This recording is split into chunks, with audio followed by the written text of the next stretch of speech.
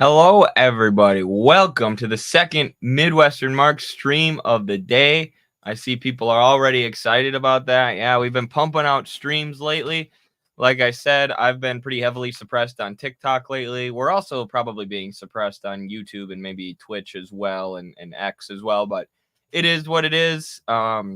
Still have our sort of really strong base of support here on the streaming platforms, and we have our strong community.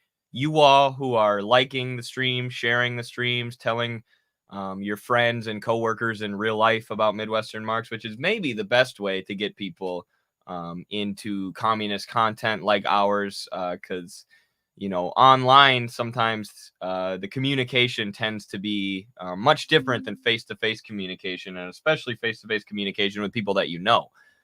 So if you know people who are on the edge, about communism or are a little politically lost in your life, push them towards us or push them towards infrared if you can, or push them towards whoever you think can move them towards a more rational, pro-worker, anti-imperialist, Marxist-Leninist politics. Thank you so much, Luigi, for the $5 super sticker already, getting the stream started with some super stickers. Appreciate that a ton. Of course, we are a completely people's funded institute. This stream, Carlos and I plan to react to a few things, like we have Alexandria Ocasio-Cortez taking shots at Jill Stein. There are a couple TikTok creators who I want to react to who are being paid by Democratic Party super PACs, and I kind of want to show the strategy that some of the main Democratic Party TikTokers are using right now. And then Carlos has a new article out about the dialectic of unity, which I think is really interesting.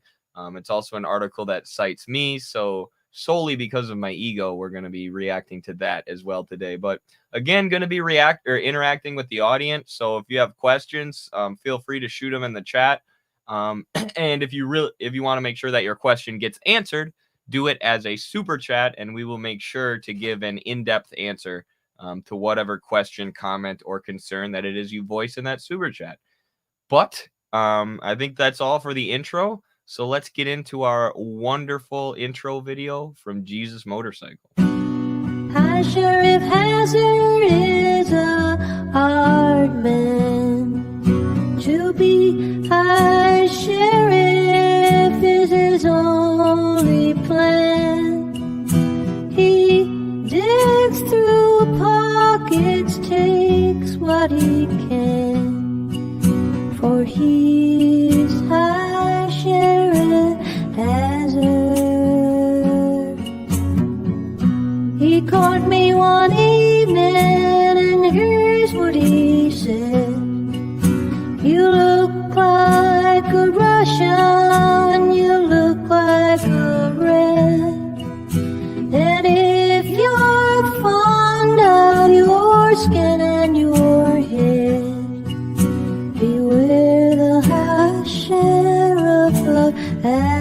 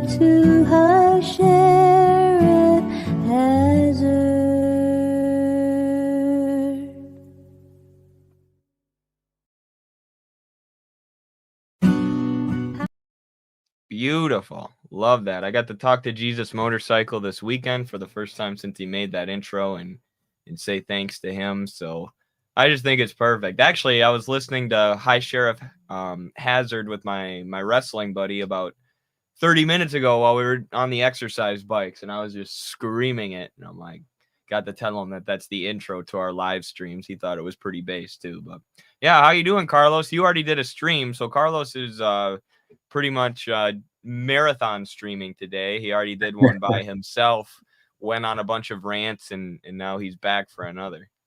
You can say I'm the communist Hassan here trying to stream for 6 hours a day. No, I'm doing good. I was able to take a good break, get a short lift in, eat some fish, and now I'm back and ready. I had to change the suit too. I'm sorry, I didn't want to wear a three-piece for any longer than I was. But how are you doing, brother? Good. Luigi says Eddie sounds like a gym rat. Well, right now I'm training for the World Team Trials, which is like the Olympics in between the Olympic years, basically. So lots of training going on for me right now, but I'm doing good. Got to do a community cleanup this weekend, which was a ton of fun. Got a bunch of other wrestling communists in the area. That has nothing to do with me though. Wrestlers are just becoming communists nowadays, I think. But I wanted to answer this question from Thomas Foley in the chat. Hey, off topic. I mean, nothing's off topic. Like I said, we want to answer questions today. So shoot your questions in the chat. And if you have a good question that you want to make sure we get to, make sure you send it as a super chat. And we will make sure that we answer all the super chats. But yes, a lawyer can absolutely be a good socialist. And I would go further than that. And I would say it's essential. I was a little bit like when I graduated, because I graduated in political science, which if you're going to go to law school, usually or one of the main paths is to do political science or to do philosophy, what Carlos did, which actually is originally why he went to college, or why he told his parents he was studying philosophy in college, at least. But now here we are, broke as hell, doing our streams and leading the revolution. But yeah, we have lawyers in the ACP. Someone says, yes, Thomas, we support John Jackman. Absolutely. John Jackman is one of the ACP's lawyers or a member of the ACP legal team. And it's absolutely necessary. Like, you know, a lot of online political commentators face legal battles, even ones that don't make sense. There's a very high profile one that's going on right now between Logan Paul and CoffeeZilla. And CoffeeZilla is just a reporter. You know, he's a good guy. He never reported anything that was untrue, but now he needs all this money for lawyers because he's being sued by somebody who has a lot of wealth, and Logan Paul. And it's going to be, of course, the same thing with the Communist Party. We're going to have people with a lot of wealth who want to crush us. And the courts, lawfare is one of the ways that they crush people. And it's not just, you know, they don't even have to have an airtight argument. If you can spend tons of money on your legal team, and your opponent can't, then you can basically milk them dry or just defeat them in the courts with wealth. So that's why we need lawyers who are willing to work, you know, quid pro quo, or who are willing to work for not tons of money on behalf of the party and give legal consultation to the party. One of the comrades I was working with this weekend doing our community cleanup event is a wrestler, and he studied politics and college like me, and he was asking me the same thing. Should I go to law school? I'm like, hell yes, you should go to law school. You should go to acp.us, get signed up, and then go right to law school and become a lawyer for the party. And yeah, I mean, lawyers are, you know, looked at as sort of this socially parasitic class for a reason, because they're weapons in the hands of capital. But that's corporate lawyers, right? And the reason that so many people become corporate lawyers and complete sellouts and rats and leeches is because there's more money there, right? But if you're a communist, if you're dedicated to the struggle, those skills can be really valuable working against the corporate lawyers. So that's my long answer to that very good question from Thomas. I have a very unpopular but historically accurate view on lawyers. I don't know if many people know what the origins of the profession of the lawyer itself comes from, but it's quite literally the biggest enemy to the profession that I myself am in. I think a very human profession, which is philosophy. The lawyers stem from the school of philosophers, pre-Socratic philosophers, called the Sophist, and it's where we get the word sophistry from.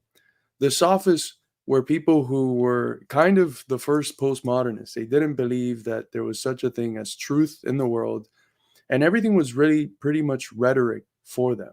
And so what they became were like these life coaches that people would pay in order for them to teach them how to be good at life and develop rhetorical skills that help them get ahead. And they got so good that what people would do is that when they had to face a court for whatever thing they did, they would hire one of these sophists in order to make their case for them. And that's where the profession of the lawyer comes from. And a lot of these guys were, I mean, the first generation of sophists were a little better. They were still very questionable. They weren't like Thrasymachus in Plato's Republic. But a lot of these guys were, kind of sleazy. They're like the archetype of like lawyer jokes. And there was one, for instance, Gorgias, who said that you can take me and a doctor to any town, and my skills in rhetoric are so good that I can convince people to hire me and not the doctor as the doctor of the town.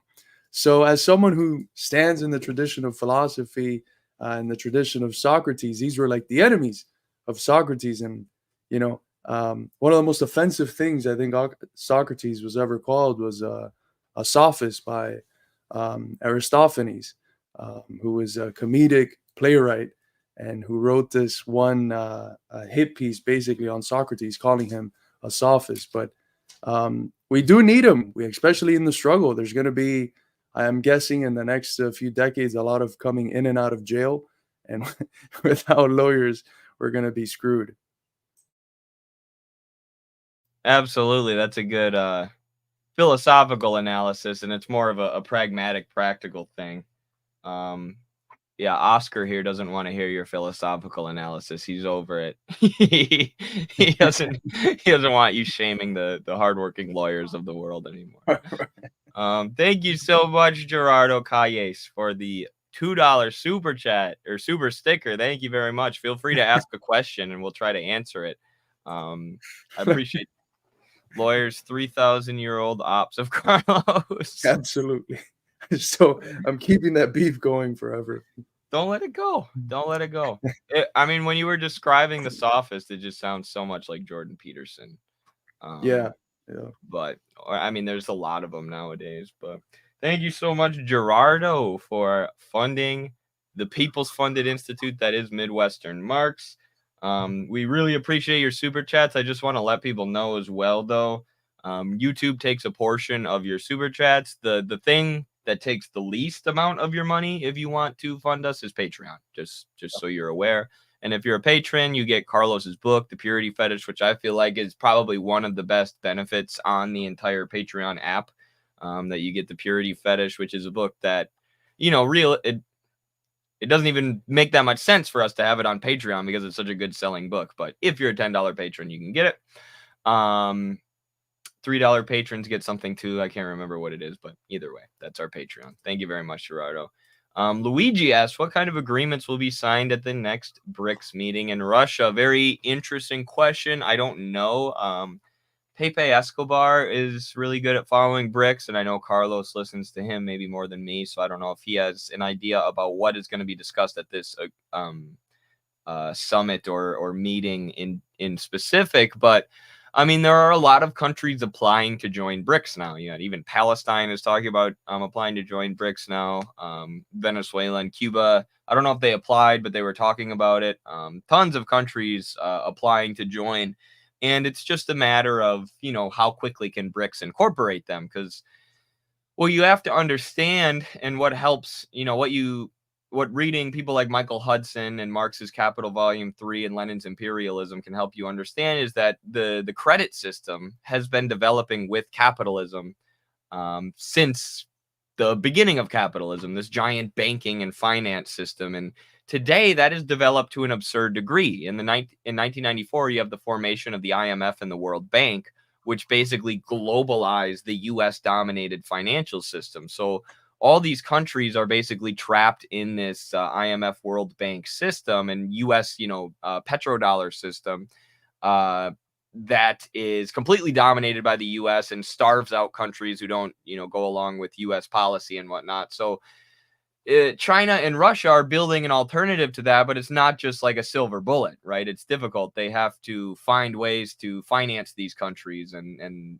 make sure that they're still developing themselves. And they're doing a very good job of it. 75% of global poverty reduction in the last 2 decades has been a direct result of China's efforts. But it takes time, right? They can't just say, yeah, Cuba, Venezuela, whoever else, just join BRICS immediately. They have to make sure that these countries can actually be incorporated in a way that makes sense for this alternative to the US dominated global financial system. And yeah, and I just want people to realize too, like BRICS is great. The rise of multipolarity is great, but it's not creating socialism. It's creating the conditions for the possibility of socialism. It's weakening imperialism. And if we were to have a socialist uprising here in the United States, BRICS would accelerate at an incredible degree. My philosopher heart just warms when I hear you use that expression, the conditions for the possibility.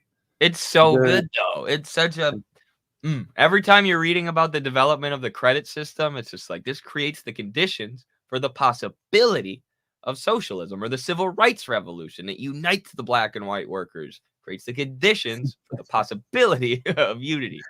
I love it. It's such a German, it comes from Kant specifically.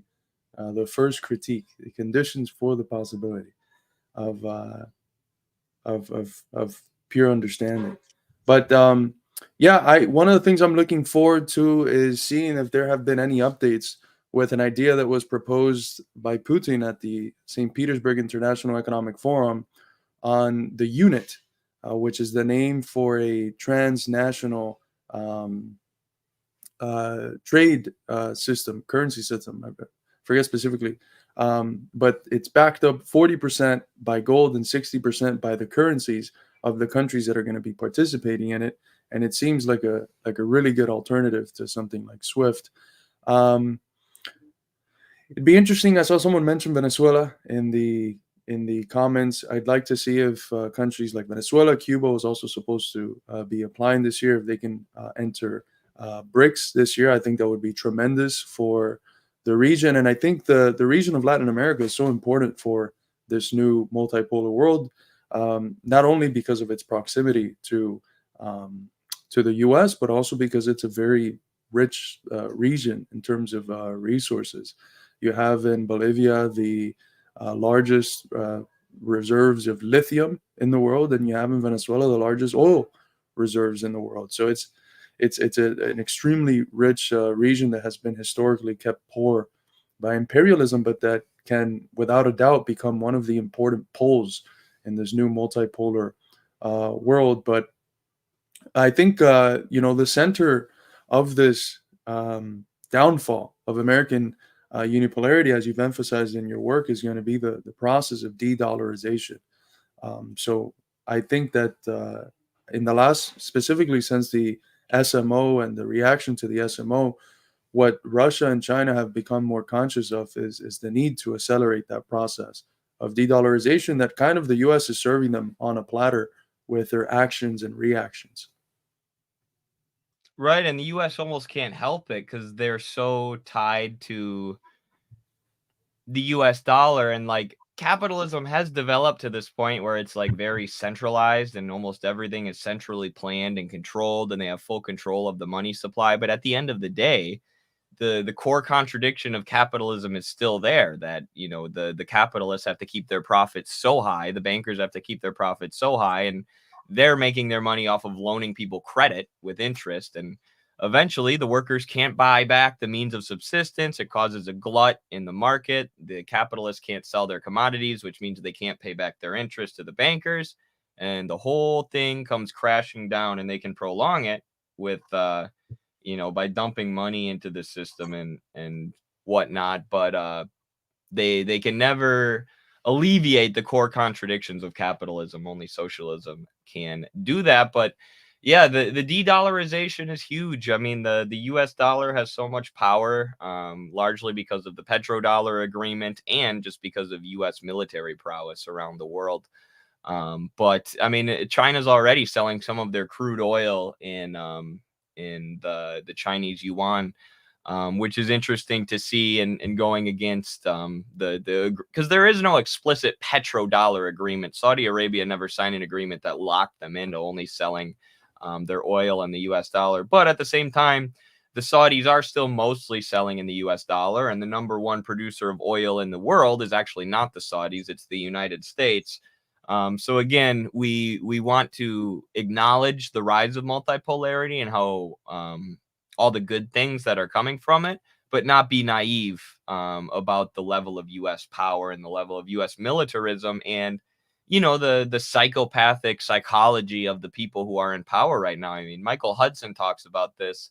He went to when he wrote his book Super Imperialism, the US State Department had him come in and tell them about it and tell them what was going on. And basically he said, you should bring back the gold standard. You should have gold as the basis of currency because it'll put a check on the worst kinds of credit swindling, the worst kinds of trapping people in debt and extracting super profits out of them, and the worst kind of endless war spending where you can just print money for endless weapons. And the U.S. State Department said, well, thanks for telling us that. We're not going to go back to the gold standard then, so we can continue to swindle and spend money on endless war. So, we have an empire that's willing, or a ruling class that's willing to drive this empire right into the ground. And, they're not going to give it up until they absolutely have to. So the onus is on us as Americans to organize and fight against this. And when I think about countries like Venezuela and Cuba, as an American patriot, it hurts me that these are countries in our hemisphere right under our nose that, our government is starving and we're not doing anything about it. So, I mean, we are doing stuff about it now, getting organized, but we need more of it. Absolutely. We got a couple super chats here.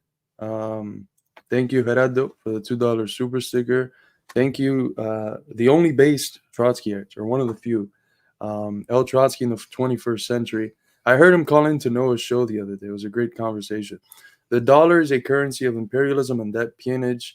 It is becoming anathema to the developing world, our struggles, and strangles the working class.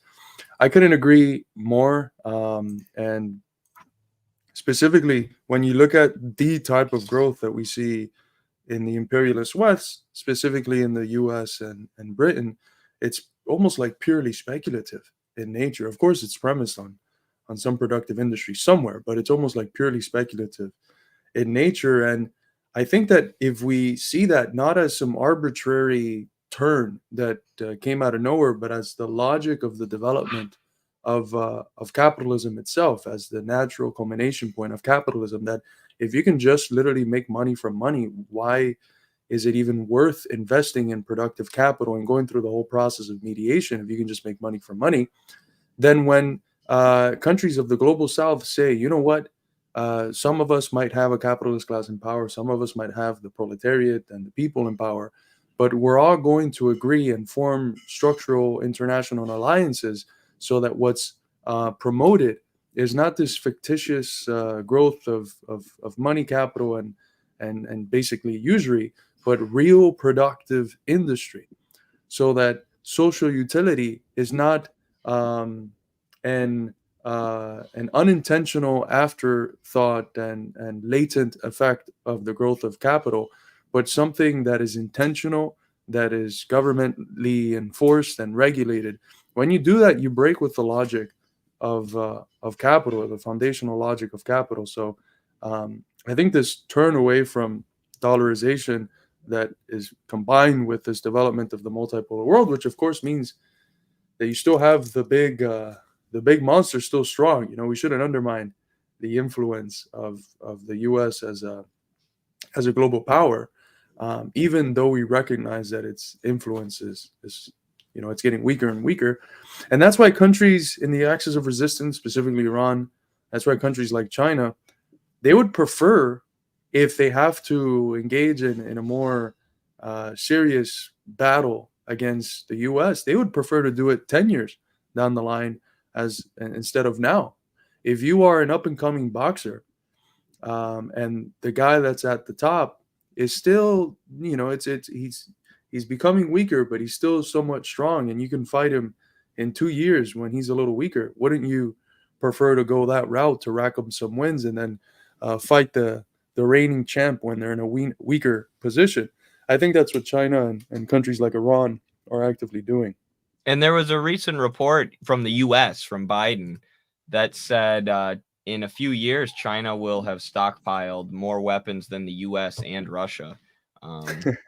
So it's exactly what Carlos is saying. You know, the longer that this goes on, the worse it gets for the U.S. It's do nothing and win is the slogan there. Carlos says, why is our background black? Are we missing the background? I thought you did that. I didn't Oh, want I'm to sorry. Whoops. All right, now we're back. Yeah, do we have any other super I have a chat? couple good questions here. Okay, yeah.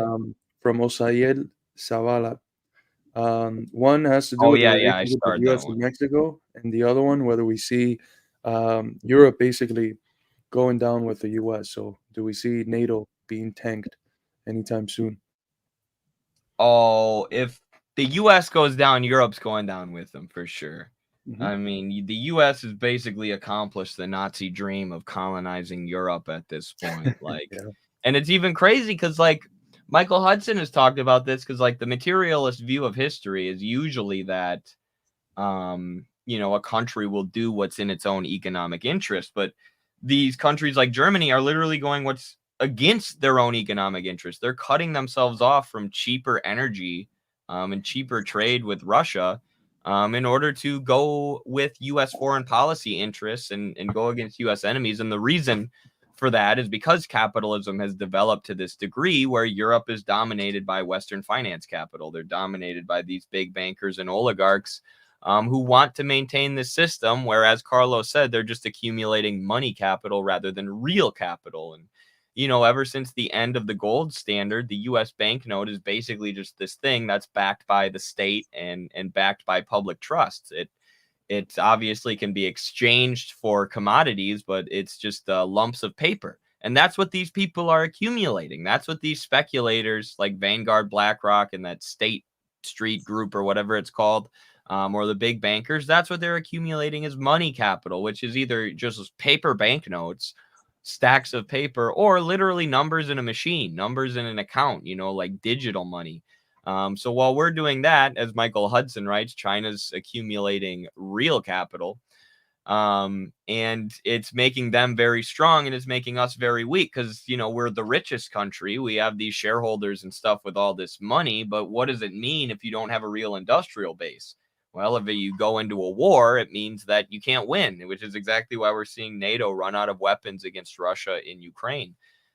So with the collapse of U.S. capitalism and the U.S. empire, there will also be the collapse of NATO and the European sort of sub-imperialist countries. And we're seeing, I mean, it's almost worse over there. I'm looking at my map of Europe right now and thinking about all the things we've seen in those countries recently. Like, they're so much closer to Russia than us. They are suffering far more from the sanctions on Russia because they're blocked off from all that trade, whereas it's less of a big deal for the United States. So all these countries are really suffering. The cost of living crisis is getting out of control. You have all these right-wing populist leaders gaining power, left-wing communist leaders gaining popularity, and neoliberal leaders, the G7 leaders, just, tanking. So yes, my answer would be yes. Great question. And the relation between the U.S. and Mexico, like fraternal countries, they should be like brothers. Solidarity with AMLO and his party. Yeah, you had Santiago Messi ask you a question about that when you recently went on a show. I don't know if this is going to sound idealist, but I still hold to a vision like and by the way, there was some of this spoken about by Haas and Chris at the recent Revolution Report event. But there's something interesting about not just the U.S. but the Americas in general, which is the fact that because it's kind of a new world in a certain sense, like there's no.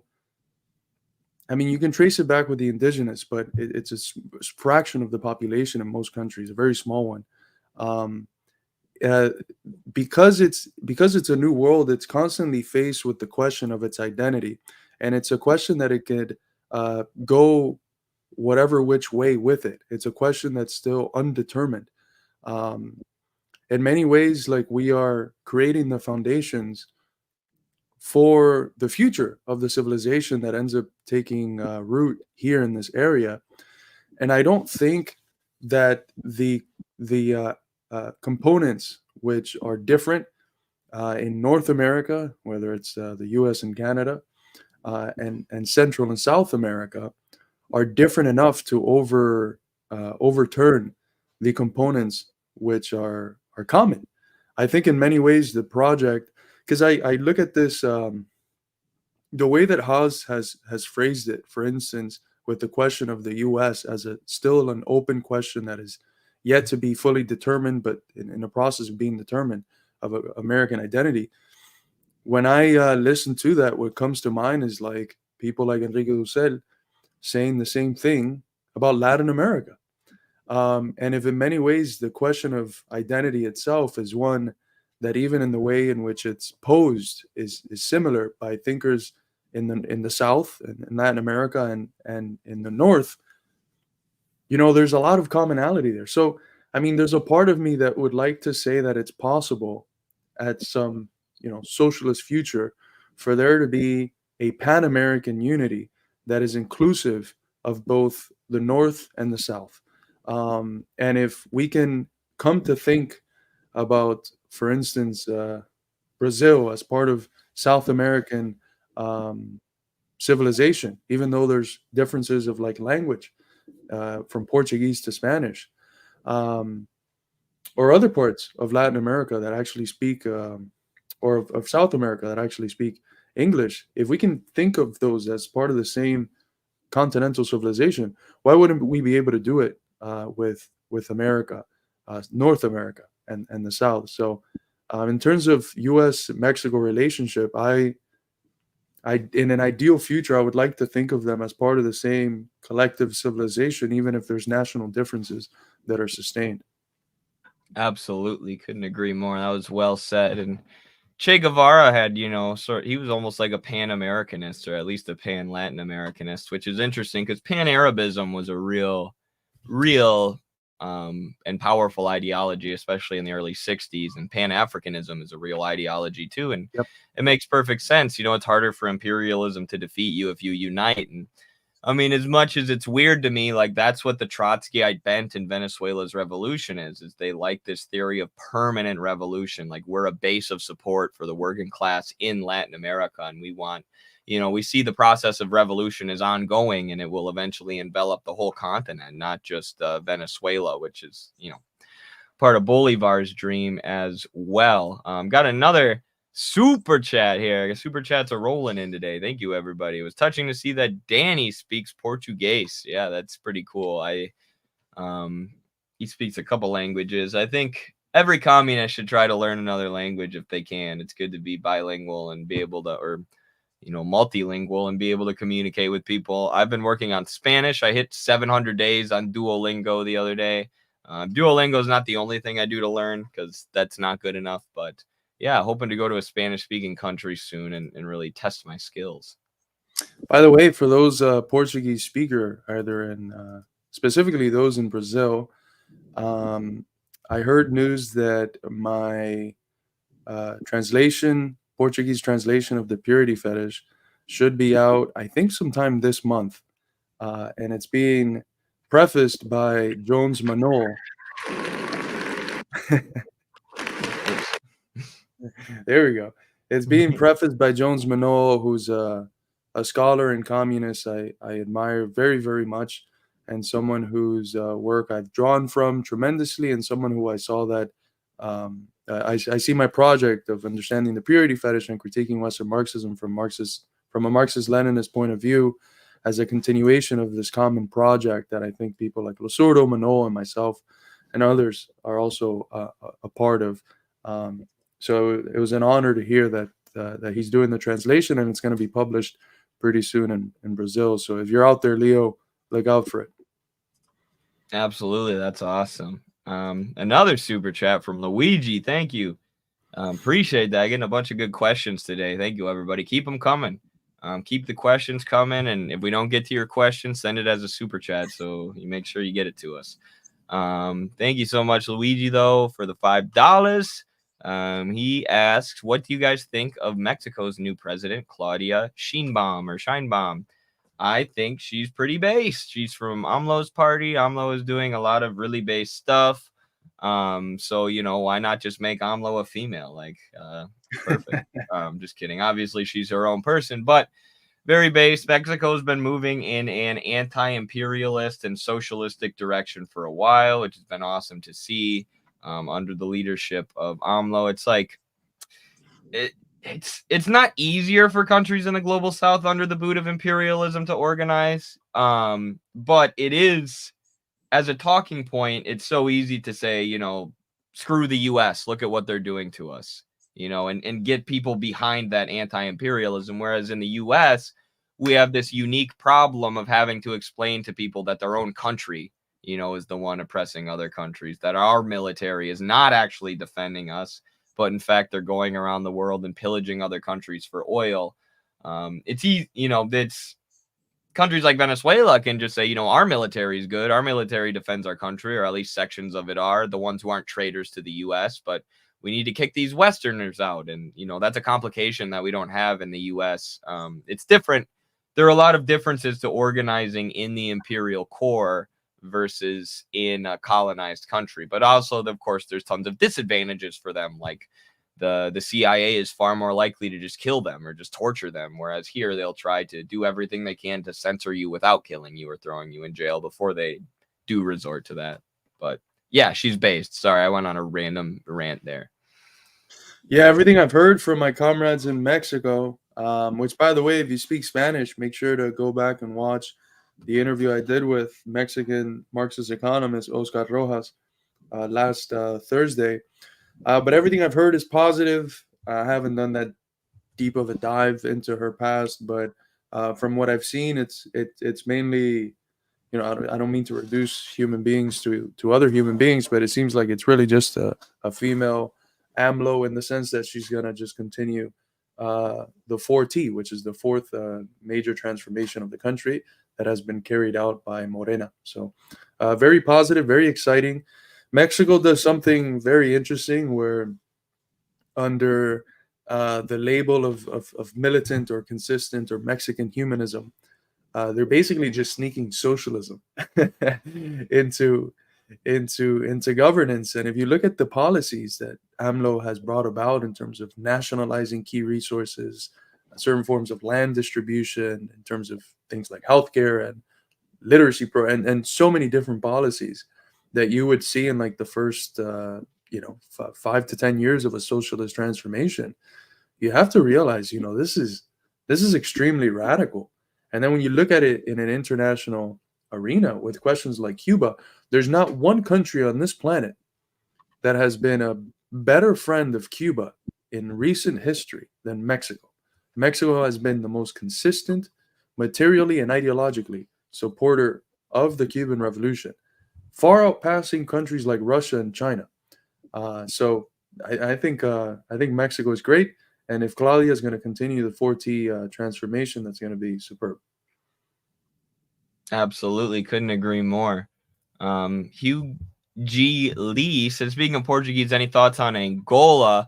I don't know too much about Angola, other than I know Cuba was helping them in the 60s, I believe, and that they've been, you know, they might be more like a social democratic country nowadays, but they're very like left leaning or communist leaning, even. And clearly you can tell from my analysis that I don't know that much about it at all. But I do think that they have one of the most based flags in socialist history. Like, you take the hammer and sickle and you adapt it to your own country and you make it like a gear and a machete. That is sick as hell. So shout out to Angola for the flag, you know. By far the best flag, I think. Other than the ACP flag. Yes. Just real quick to help M out.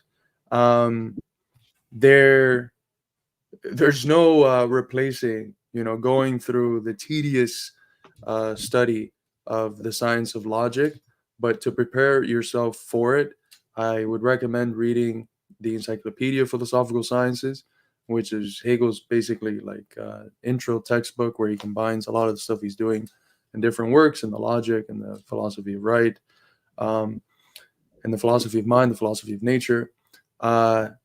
Also read the lectures on the history of philosophy, because it's important to understand Hegel to know something about the That history of one's philosophy. helpful for beginners. And secondary literature. Terry Pinkert is great. He has his own distinctive interpretation of Hegel, but he's really good. Robert Pippin is not bad. There's a few other readers. I think Oxford has this series where they have professional philosophers, specialists in various areas, break down some of the more important books in the history of philosophy. And there's one on the science of logic. I can't remember what the guy's name is. There's also one on the phenomenology of spirit. Pinkert has one on the phenomenology of spirit, which is really good. And as far as Marxist or somewhat Marxist angle, someone who I hate to invoke, but I have to here, Herbert Marcuse's Reason and Revolution is an amazing text that goes and surveys most of the published works of Hegel at the time, and defends Hegel from the time, from the accusations that were popular of the time, which Hegel is like the philosopher behind the Nazis. He does a really good job at defending Hegel and explaining, each of the texts. So, and then after you do all of that, it's kind of like a hermeneutic approach. But after you do all of that, you can jump into the science of logic and understand most of it.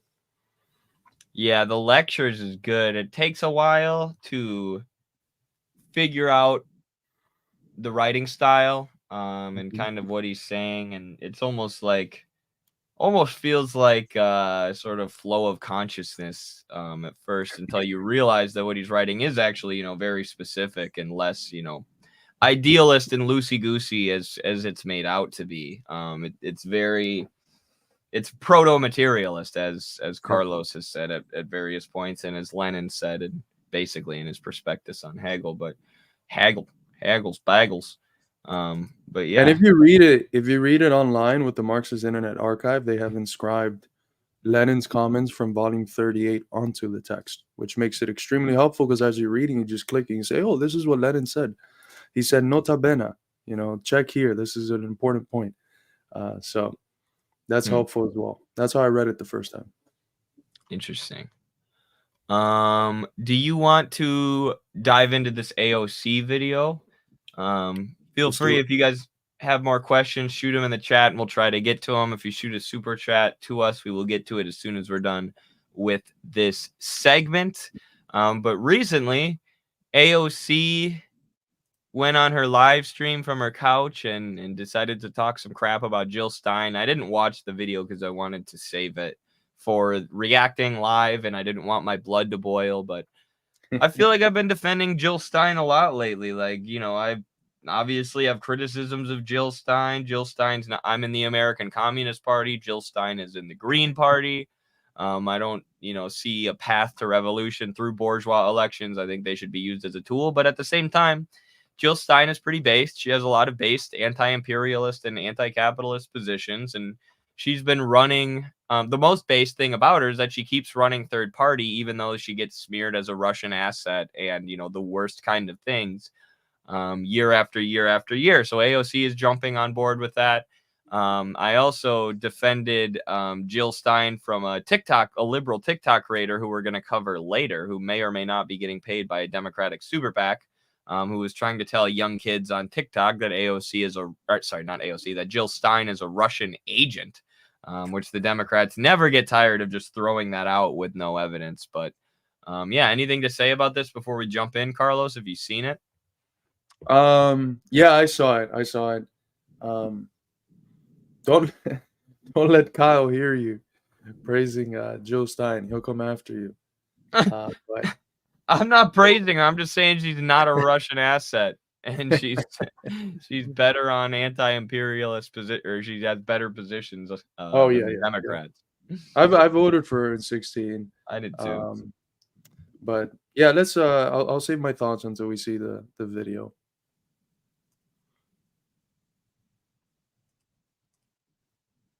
Why is it so small? Can I make it bigger? Y'all, this is a little spicy, but I have thoughts. This is a little spicy. I have thoughts. I hate to stop it already. I just don't know how she lives with herself. I don't know how she goes to the Met Gala wearing Tax the Rich and, she acts like a celebrity. Like she thinks she's a celebrity. Like you took our money. You took my money that I donated to you as a broke college student because you promised me you were going to fight for socialism in New York. And you're doing nothing for the people. You sold out to Nancy Pelosi on day one, and now you act like you're Hassan Piker, like you're a streamer. We're going to get into some spicy drama today. How about you shut up and go fight for healthcare like you promised? She owes me $7. No shit.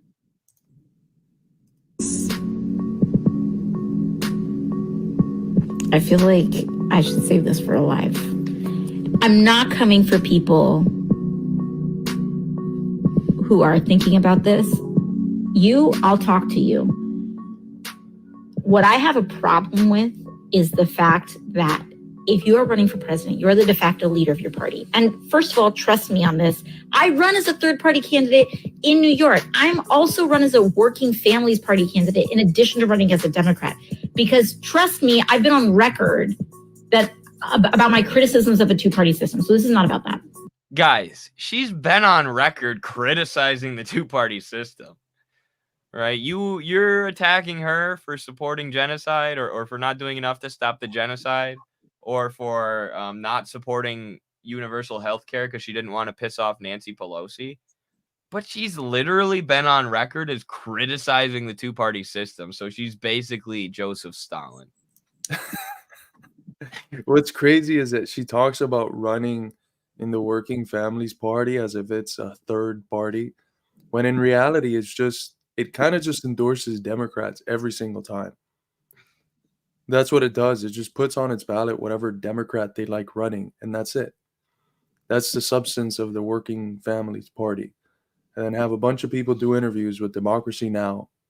And that's it. That's basically it. It's like a pipeline for people who are starting to get the wheels going to somehow always end up supporting the Democrats. Right. And I'm not a hardcore Jill Stein person, but at least she's a non-Democratic Party organization who's not doing that. But you are the leader of your party. And if you run for years and years and years and years and years in a row, and your party has not grown, and you don't add city council seats, and you don't add down ballot candidates, and you don't add state electives, that's bad leadership. And that to me is what's upsetting. It's a fair critique because you do have to grow the party, right? And this is our critique of Jill Stein. But this is AOC making that critique. This is AOC who's telling us that we're going to get universal health care and that we're going to end the wars and that we're going to cancel debts by continuing to vote Democrat and by continuing to work within the Democratic Party and supporting people like Kamala Harris. This is the person who ran as an uncorrupted Justice Democrat, promising to break up the system and really enjoying the celebrity that she gained from that as well. And then went in there and just totally became Nancy Pelosi's cuck. If she wasn't from the jump. So for her to levy that criticism at anyone is ridiculous because you promised us change. You promised us change. You took our money and then you turned around and you became Nancy Pelosi's little pet. And now you're criticizing other people for not doing real party building that brings about revolutionary change. How about you sit this one out and go hang out with your Democratic Party donors, you evil, evil human being. I'm so glad. I'm so glad that we have the same position here. It's kind of why I wanted to wait to watch the video, because I watched this and I'm like, there's a rational kernel there. Like the approach that we have with the ACP is completely different. It's like we serve our communities to win, not just to do it for the sake of running or saying that we're running or something. Like we want to be able to win power locally, transform those situations and build up from there, change the lives of people objectively in our communities. And I think that's a strategy that I haven't seen anyone apply in a very long time. And it's one that I think is going to lead to success. And I am extremely critical of those people that, say they have a party, then somehow only come out every 4 years to run for president and make it some sort of publicity stunt. That's not to say that the Green Party doesn't run people locally. They do. And I've seen quite a few of them, and we've interacted with some of them. But it takes over a fraction, I think, of the effort that the presidential campaign does. And that's something I'm critical of. Now, do I want AOC making that criticism? As you said, absolutely not. That's like the people that, in the 70s or whatever, were like criticizing corruption in the Soviet Union. Like, yeah, there's something to criticize there, but you're going to criticize it from the US, where every single politician is bought and sold by big capital? Really? So, rational kernel in the critique, but perhaps not the someone throwing rocks from a glass house, basically. Yeah, it's like it's Kyle Kalinske too. He's so arrogant and has so much confidence to tell people what they should do. It's like, you were the founder of the Justice Democrats. You were the one who told us that we all need to put our effort into running uncorrupted Democrats for years. And we all did. We put time, money, and resources into it. And all it's given us is AOC, who is, does more damage to the socialist movement than maybe anyone in this country, because of the fact that she calls herself a socialist. While being a complete neoliberal and a complete sellout, and alienating and pissing off a lot of the American working class, with her never-ending focus on identity politics, and making herself an endless victim. Because if you have been your party's nominee for 12 years in a row, 4 years ago and 4 years before that and 4 years before that, and you cannot grow your movement pretty much at all, and can't pursue any successful strategy, and all you do is show up once every 4 years to speak to people who are justifiably pissed off, but you're just showing up once every 4 years to do that, you're not serious. You're not to me, it does not read as authentic. It reads as predatory. I'm sorry. I'm just saying it. It's so it's predatory, kind of like telling people you're going to fight for universal health care, taking their money, and then turning around and selling out to big pharma.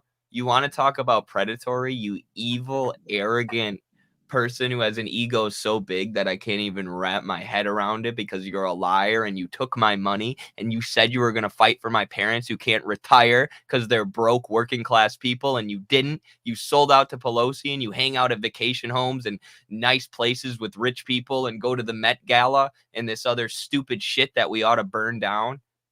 Fuck you, AOC. She's also completely ignoring the significant amount of resources the Democratic Party has spent on trying to get the Green Party off of ballots, which is something that happens wherever they run, whether it's the presidential election or local ones. They do put up a significant amount of resources to get them off of ballots. And when the Green Party turns in signatures, they'll go and call all of the person that signed and basically harass them into removing their signature. So if you're going to talk about the lack of success of the Green Party, maybe say something about the role that your party has played in stifling them at every turn. Right. How about the lack of success of the Justice Democrats? Like, that was supposed to be, let's turn the Democratic Party into the Green Party, right? And Yeah. it has completely failed at every turn. And Kyle Kalinske and AOC have made a whole bunch of money off it, so Kyle can vape and dye his hair and date Crystal Ball. Well, none of us have healthcare still. Sorry, were you going to say something about that? No. Anna says there's a dupe born every minute. Bernie got me for 500. Jeez, Yeah. That's tough. He got us for a lot of time and energy. Mm-hmm. Although I wouldn't take that back. It was a learning experience. I think a good mistake to make. Without it, we wouldn't have been where we are now. Oh, we learned so much. I mean, like, when you actually see the media smear someone in real time for just proposing like very mild social democratic policies. It really showed us, how the whole system works, and taught us from the get-go you can't trust these Democrats. Thank you so much, TN, for the $2 super chat. Appreciate that a ton. The People's Funded Institute, of course. All of our money comes from you, the people, but it was based. He went after a lot of people. It was really cool to see him that close. Some of the TikTokers who were at the DNC that we're going to cover next were absolutely not doing that. They were just cheering for Kamala and Tim Walz. So it was good that there were some actual journalists with integrity and spines at the DNC. And shout out to Max Blumenthal. Obviously, he does amazing work over at the Gray Zone. He was also the first investigative journalist to promote what happened to Danny. He wrote a fairly long thread about it on Twitter that went somewhat viral. So shout out to Max. He does amazing work. Absolutely. Thank you, Max. The next thing I want to talk about is what's going on TikTok right now, because I've recently noticed a shift on TikTok. There's been mass suppression of pro-Palestinian videos. There were studies done at the beginning of the G side. About 95% of TikTok content was pro-Palestinian, and the 5% that wasn't was mostly paid Zionist shills who are all over TikTok right now, if you haven't noticed. There was actually one guy on TikTok who was complaining that a Zionist organization promised him money for shilling and then didn't give him that money. And then the next day they must have paid him because he was back on TikTok shilling for Israel again. So there's massive evidence that people are being paid by Israel on this app, including people admitting it. And people are also being paid by the Democratic Party. So while content like mine is being suppressed, content that's being pushed by pro-Biden or pro-Kamala Harris super PACs is being elevated. And these people are making tons of money and not disclosing the fact that they are making tons of money. And some of the worst, or one of the ones that's mentioned in this video, is Pearl Mania 500. You've probably seen this guy. He just yells really loud, and it's kind of obnoxious. Some of his videos are based, but he's extremely hawkish on Ukraine. He's extremely in favor of Kamala Harris and against anybody who's voting third party. He recently did a video claiming that anybody who votes third party is privileged and they don't understand how the world works, without disclosing the fact that he is literally being paid by billionaires to say this. So I don't even know how to put my contempt for these kind of people into words. These kind of people who pretend to be leftists, who pretend to be against the establishment, and then sell out to giant super PACs. Like, this is what I could be, guys. This is what I could be. I could be making good money, 2.7 million followers, just chilling out. But instead, I decided to be a communist and tell the truth and get banned from TikTok 7 times. But this mentions, I can find it here. Each influencer puts his or her own spin on the Priorities video. Priorities is the name of the super PAC, one of the largest super PACs in the country. Alex Perlman, a comedian and content creator in Philadelphia with 2.3 million, deployed his wry humor in his rant-style video, reminding people to vote in the 2023 Pennsylvania election. So I ended up making a response to this guy. I'll pull it up real quick. But yeah, what do you have to say about this super PAC influencing of TikTok, Carlos? Well, I think it's clear, as I was trying to emphasize in the earlier stream, like whenever the state has to do something like this, it's a sign of weakness. You have strength when you're able to just sit back and not have to touch people who have dissenting views, or not have to boost people who have views that are in line with your narrative. And you have strength because you have hegemony, because people are spontaneously agreeing with the narratives that your officials are putting out. But when that doesn't happen, you have to intervene in the marketplace of ideas in various ways, by suppressing some series of ideas and by promoting others. And I think it's clear that this form of, I guess, Soros progressivism, because it's very in line with the angle of Democracy Now!, and Democracy Now! Is, of course, funded by those interests, is a very compatible form of a left for the ruling establishment, that plays the role of seeming as if it's outside of the political binary. A lot of them perhaps even call themselves socialists, but in reality is fully entrenched within it. And instead of functioning as a way to pull people away from those establishment places to an actual politics that is dissident. It's the other way around. They get people who have ideas that are actually spontaneously dissident, and they pull them back into the establishment fold through the veneer of having a politics that is supposedly dissident, but it's actually not. And Pro Mania has many videos where you listen to him and you're like, oh, wow, this is really good. And then it entraps people. And a lot of people, like, not to be like that, but a lot of people base their thinking on various issues on the basis of what a lot of these influencers say. That's why they're called influencers. So when you gain the confidence of a large swath of people in these other areas that are comfortable for you to speak on and to challenge the powerful on, and then on the most central and pivotal areas, you have the opinion of the ruling class, even if it's come, even if you come about it through a series of arguments that might seem unique and radical, but that land you in the same conclusion. That base that you have cultivated of people who think of you as a dissident thinker, all you're doing is getting them to end up agreeing with an establishment position. It's a form, I think, of what Lucas called indirect apologetics. It's a way of supporting the system through participating in a very shallow and superficial critique of it. Oh, you're muted.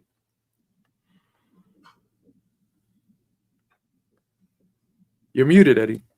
Damn it. Sorry. I was typing something in the chat there too. Ava says comedian in quotes, and I agree. I never found Perlman that funny. He has some good videos, but mostly he just yells really loud, which is how you get popular on TikTok, or one of the ways. But I remember Carlos found one of his or some of his early videos, and he told me, like, this guy's based. You should, see if this guy follows you or reach out or whatever. And then Priorities USA, the Democrat super PAC, must have got a hold of him, and I know Perlman. You know who votes? You know who votes? And you sit there and quote fucking. Pause.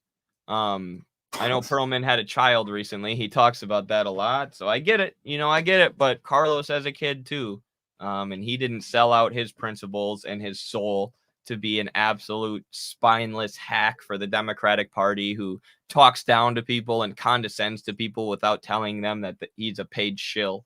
So some people find ways to make it work. You can find ways to make it work too, Alex Perlman. Or you can just be a piece of shit shill and support the party that's beheading babies on a mass scale right now so you can make a few extra bucks, you spineless rat. You know who votes? You know who votes? And you sit there and quote fucking theory at us and shit you read in a book? So really, did you figure that out? Oh, I'm sorry. This isn't the video I meant to bring up. This is another guy. There's no proof that this guy is funded by a super PAC, but if he was, I wouldn't be surprised, because all he does is post anti or pro Democratic Party content, or content about how Jill Stein is a Russian agent, or anti. It's exactly what Carlos is saying. These radical recuperators. It's people who pretend to be leftists and then attack the left. But we can watch this video and then I'll play my other response to Pearl Mania.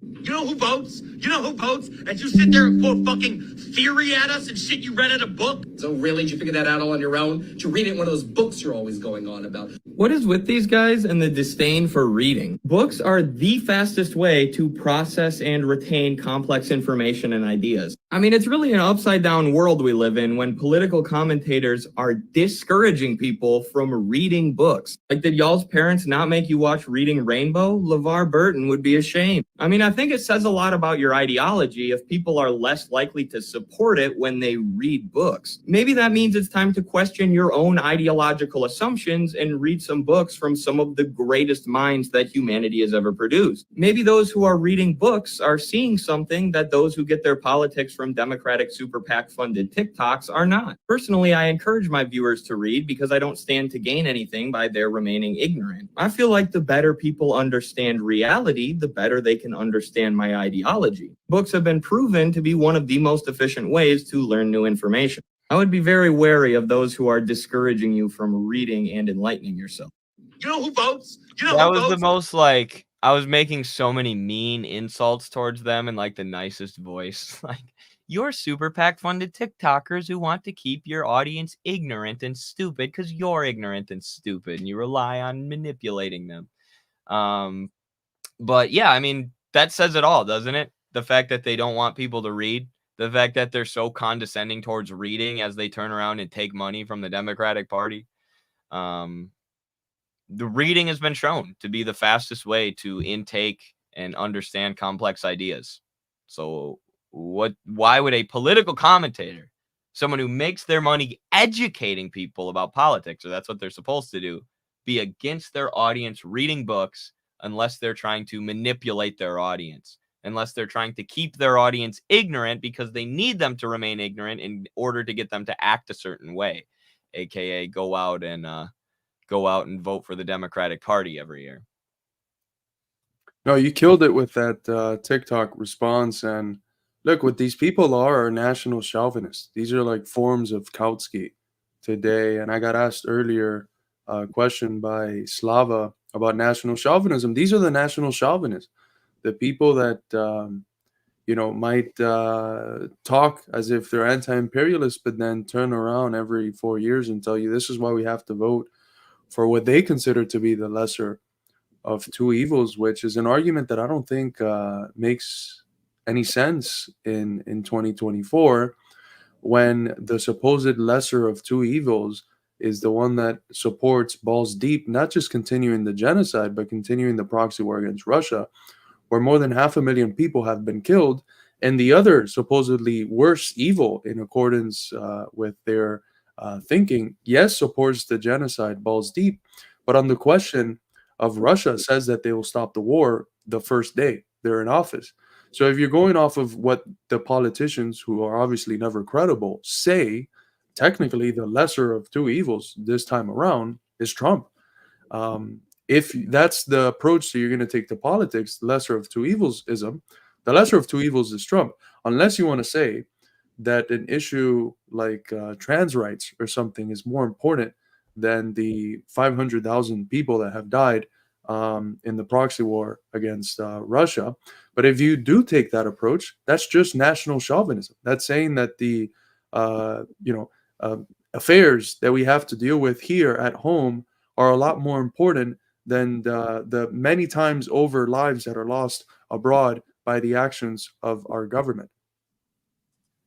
100%. Someone said they like my fake commercial about Israel. We can play that after too. But here's the one I made about Pearl Mania originally, because I just think it's so ridiculous how he speaks like this to people. It's so condescending, and he's yelling as if everyone except him's an idiot. And then he's not telling you that he's literally paid to say these things. Bring every 2 to 4 years as a distraction. Shut the fuck up. Shut the fuck up, you cosplay revolutionaries. I'm fucking sick of your Brooklyn gentrifying asses coming on this app and yapping every fucking day, telling people not to fucking vote, while you sit there in your fucking apartment being paid for by your goddamn parents. That guy's literally paid off by a Biden-Harris super PAC. Yeah, the guy who's yelling at you and saying you're privileged because you don't want to vote Democrat is paid off by millionaire Democrats. Look at this. Seeing a viral pro-Biden TikTok, a PAC might have paid for it. Alex Perlman, a comedian and content creator on TikTok, deployed his wry humor in his rant-style videos reminding people to vote in 2023. And Priorities USA, one of the largest pro-Democrat super PACs in the country, said that they paid Perlman for his videos as a part of their program. And his agent was contacted but didn't comment. Bro literally has an agent and he's calling other people privileged. It just doesn't make sense to me. Like, where do these people get off? You know who votes? And you sit there and quote fucking theory at us and shit you read in a book? Your fucking landlord votes every fucking election.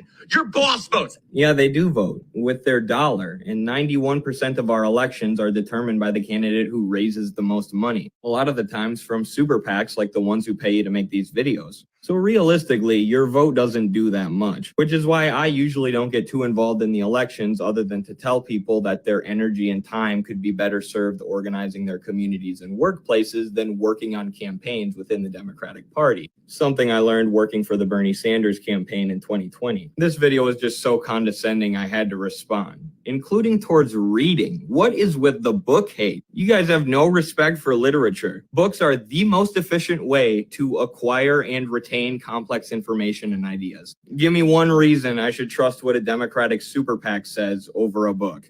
Bring every 2 to 4 years.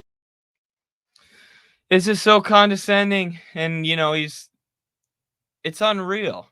like, I really don't get these people. Like, if I was him and I was getting paid by a Democratic Party super PAC and I was making videos calling people who don't want to vote for the Democratic Party because babies are being beheaded in Palestine or they're living paycheck to paycheck and drowning in debt, he's calling them privileged and saying that they live with their parents and stuff. Buddy, your parents are the Democratic Party. They're your daddy. They own you. And you are their bitch. You're just saying what they want you to say. None of this is from the heart. It's all, because you're paid by a super PAC. And you're going to accuse us of getting money? Like, it's just, it's unreal. It's unreal, the arrogance. And, they're like, people who are true communists, people who are true dedicated communists, they can't even imagine living a life like this. Like, if I had to be Alex Perlman, and this might sound a little dramatic, but if I had to be that, if I had to tell people that the Democrats are good and to vote for the party that's doing an industrial scale massacre of babies in Palestine, I would kill myself. I would not be able to live that way. I would end my own life before I would have that be my job, because I wouldn't be able to sleep at night. I would be thinking about the little kids being held by their parents as they've been beheaded by Democratic Party funded missiles. And then I'm going on TikTok and telling other people that they're pieces of shit for not voting for that. I'd rather die. I would rather die than turn into this man, if you can even call him a man at this point. Carlos is laughing, but I'm dead serious. I wouldn't do it, dude. I would end up either having a psychological break or ending it all. I swear to God. Oh man. No, absolutely.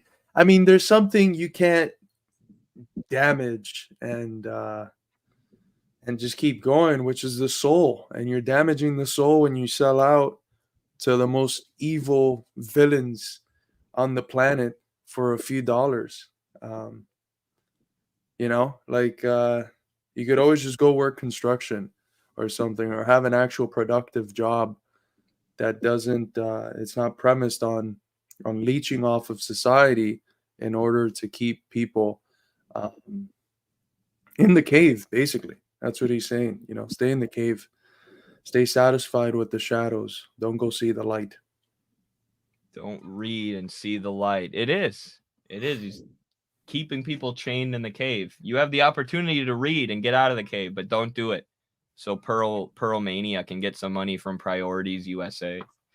Thank you so much to Pavel Linowski. Very interesting here. A comrade from Austria. Thank you for joining the stream. I don't know if we've had many comrades from Austria, but big super chat there. 23 or 24 euros. Thank you very much for that generous donation. Like I said earlier, all of our funding comes from you, the people, and from people internationally even, which is pretty cool. But he said, "Hi, I wanted to join a local communist party in Austria, but after meeting them, I am disappointed. They exist for 4 years and did not engage with the community significantly. Additionally, they view China in a dim light." Yeah, that's disappointing. And, this is where, like, the American communist parties were in such a bad state for so long. And, now we're sort of starting from scratch and starting to rebuild something that people can believe in and that's truly communist. But, and not to say...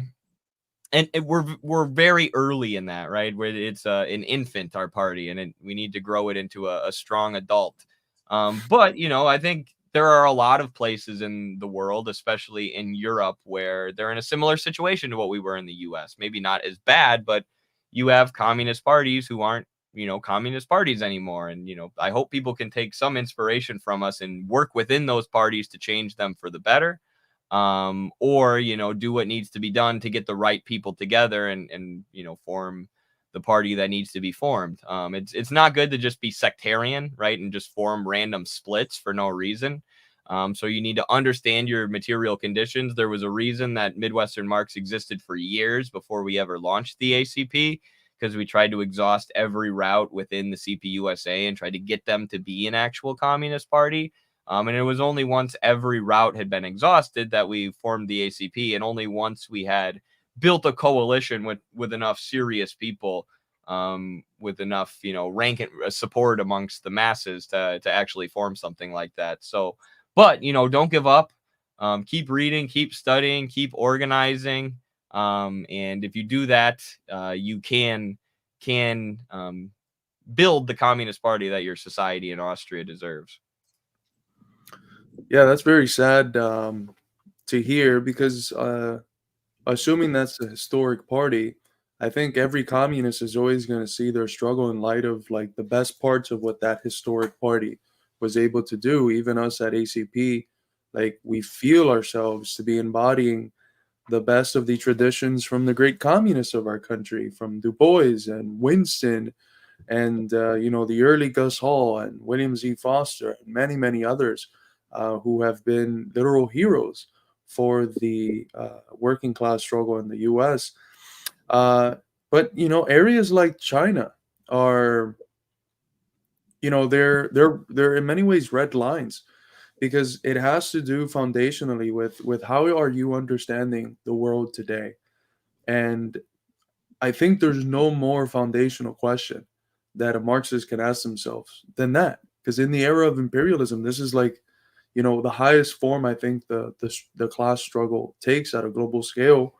And if you condemn China, if you condemn Russia, if you condemn the axis of resistance, you're siding on the side of the imperialists. I mean, for me, it's that simple. Um, this sort of spurious amateurish dialectic that some people try to spin where they say, oh no, it's neither, we're going to be neutral, we're going to disconnect ourselves. That's a very idealist way of thinking. That's supposing that you can create an alternative position out of your own mind and ideas, when in reality the reality's there. And it's very clear right now that the world is split into these two factions, and that's the contradiction. The contradiction in the whole planet, in the whole global system, is those two factions, those that are representing this new, flowering, still young multipolar world, and those that are representing the old forces of reaction. And if you try to divorce yourself from that contradiction, you're completely abandoning Marxism, which is premised on seeing the real objective character of contradictions in the world and recognizing the progressive component that can push forward that process that is itself ongoing, give it a certain level of self-consciousness, and make those things which are implicit explicit. That's what communists should be doing. So when you see self-proclaimed communist parties that don't do that, it's they're siding with the forces of reaction. To condemn China in a situation like today is to stand on the side of imperialism. It doesn't matter how much you masquerade and cosplay as a communist. You're still, a bitch of the empire that's playing communist, but you still are what you are. Absolutely. Spitting real stuff, Carlos, as the good prole says. What's up, good prole? Thanks for joining us today. Yeah, that was great. I couldn't agree more. Somebody mentioned someone mentioned my Travel Israel commercial parody. I did 2 of these. The second one got suppressed, but the first one went viral before TikTok could realize what I was doing and suppress me and call me anti-Semitic or whatever. But I think people will like this. This was one of those videos where I did it and I'm like, yeah, this will go viral. But yeah, people will probably think this is funny, so we'll play it for a little comedic relief here. Come travel Israel, the land of creation and the ultimate vacation destination. Visit Jerusalem, the most holy city in the world. Come kiss the wall, like so many of your favorite celebrities. Teach your child the importance of drone warfare. This is where mommy and daddy's taxes go, Bobby. We'll even let him fire a few off himself. And the cuisine, let's just say that this is the best Arab food you'll ever taste from a European. Witness with your own eyes the beautiful settlements built by our hardworking civilians. You are stealing my house. And if I don't steal it, someone else is going to steal it. No one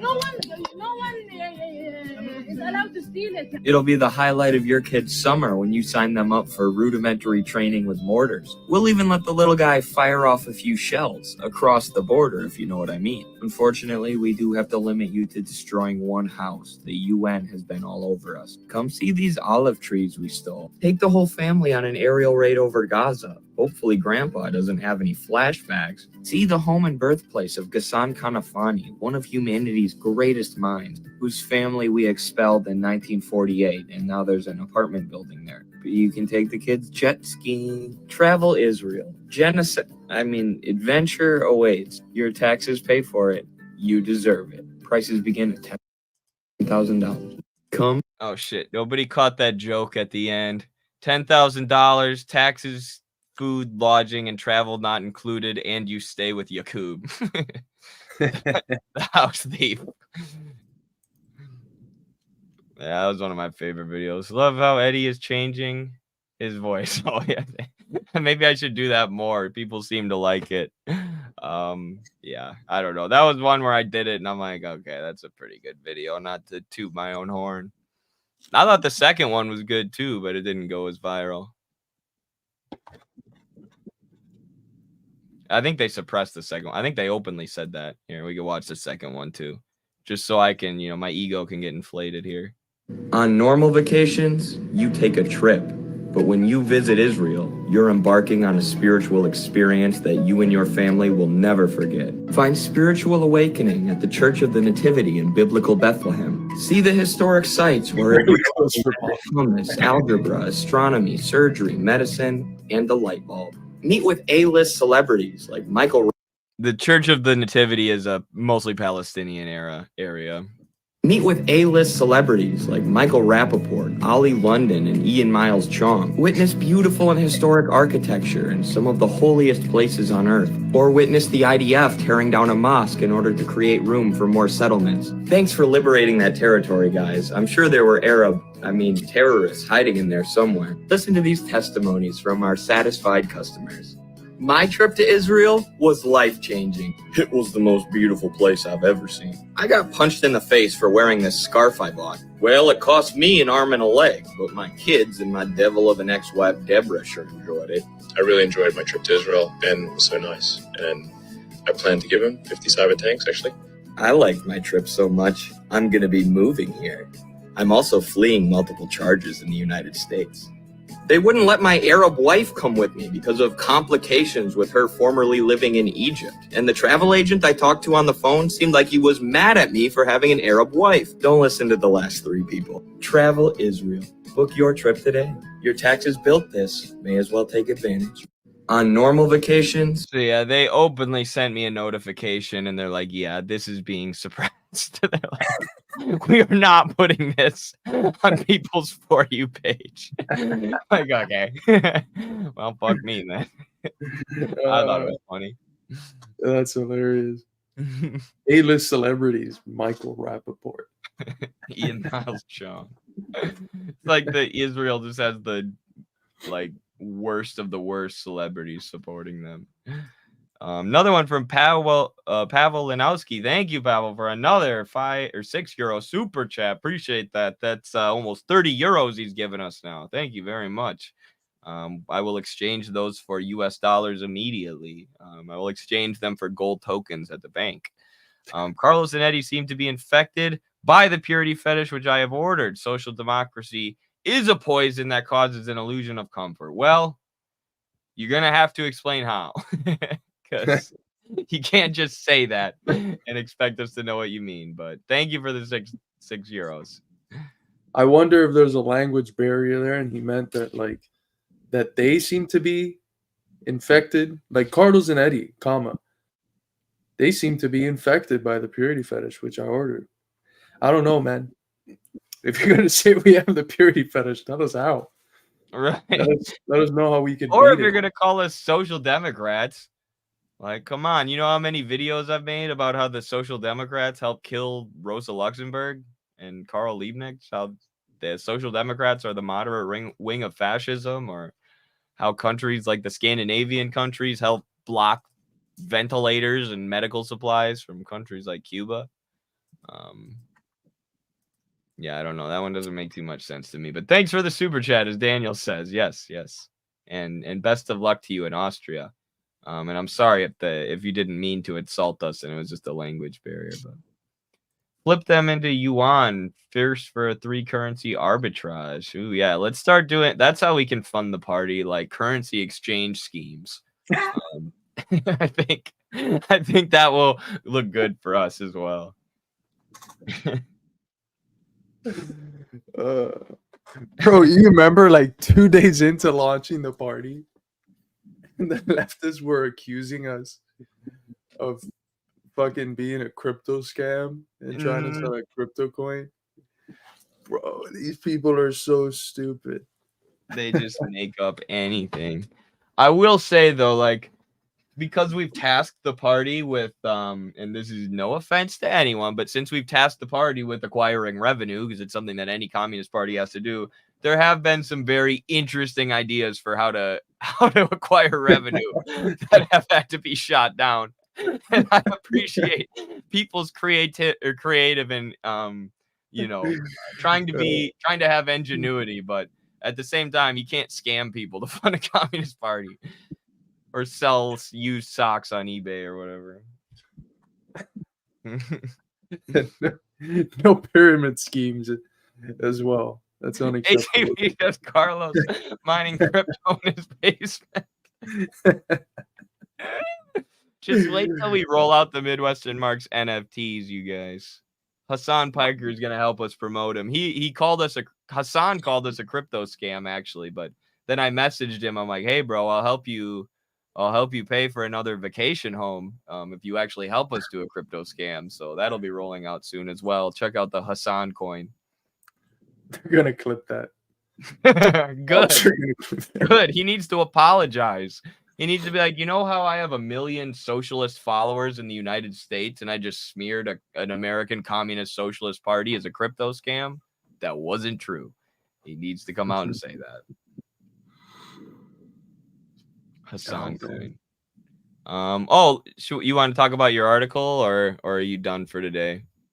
Oh yeah, we can talk about it. You want me to pull it up? I got it. Okay. It's just the last one we published. We got a new batch coming out this week. So the point of this article, it's somewhat self-critical. One of the reasons why we started, or one of the central guiding spirits since the founding of the Institute, was the idea that between all of these organizations that call themselves socialists on the left, there's a lot more that we have in agreement than in disagreement. And therefore, we should promote some sort of pan-leftist coalition, focus on the common points, and then move forward. And that was a very lofty way of thinking that it took us quite a bit of actual concrete engagement with this thing called the left at a more national scale, not just the sort of people we were engaging with locally in Dubuque, but at a more national scale, engaging with these different organizations to realize that, as a Liebknecht quote, by the way, shout out to Volk Vulture, who was, where I found the quote, then I read the article from Liebknecht. But not all unity is conducive to growth and overcoming the divisions that the ruling class imposes on it. It seems like almost commonsensical, like, well, the ruling class needs to divide working and oppressed people, so the solution is unity. But unity itself is an abstraction. It could take different forms. If you have, as Liebknecht pointed to, a unity of fire and water, the fire is going to be destroyed and the water is going to be evaporated. Both parts are going to be destroyed.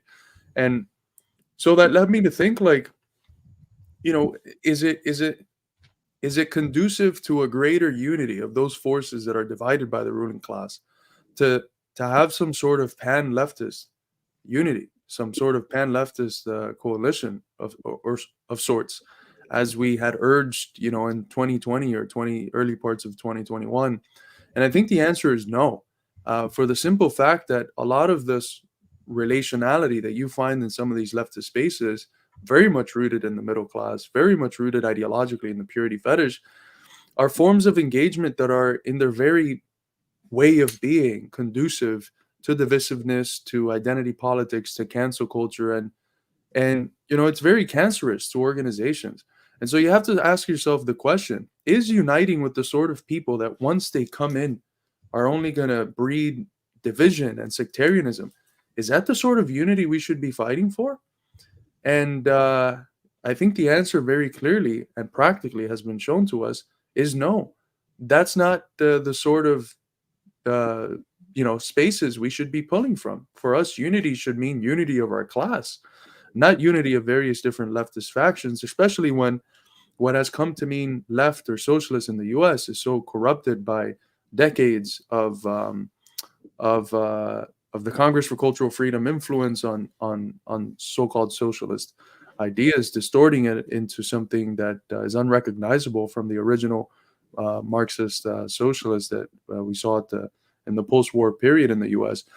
So there, what we find is something very interesting, that delineating yourself or separating yourself to a certain extent from that form of left is almost like the precondition for having an actual form of unity in the forces that are rooted in actually advancing the class struggle and actually uniting the working class, which is the most important sector of society that we have to both be rooted in and appeal to.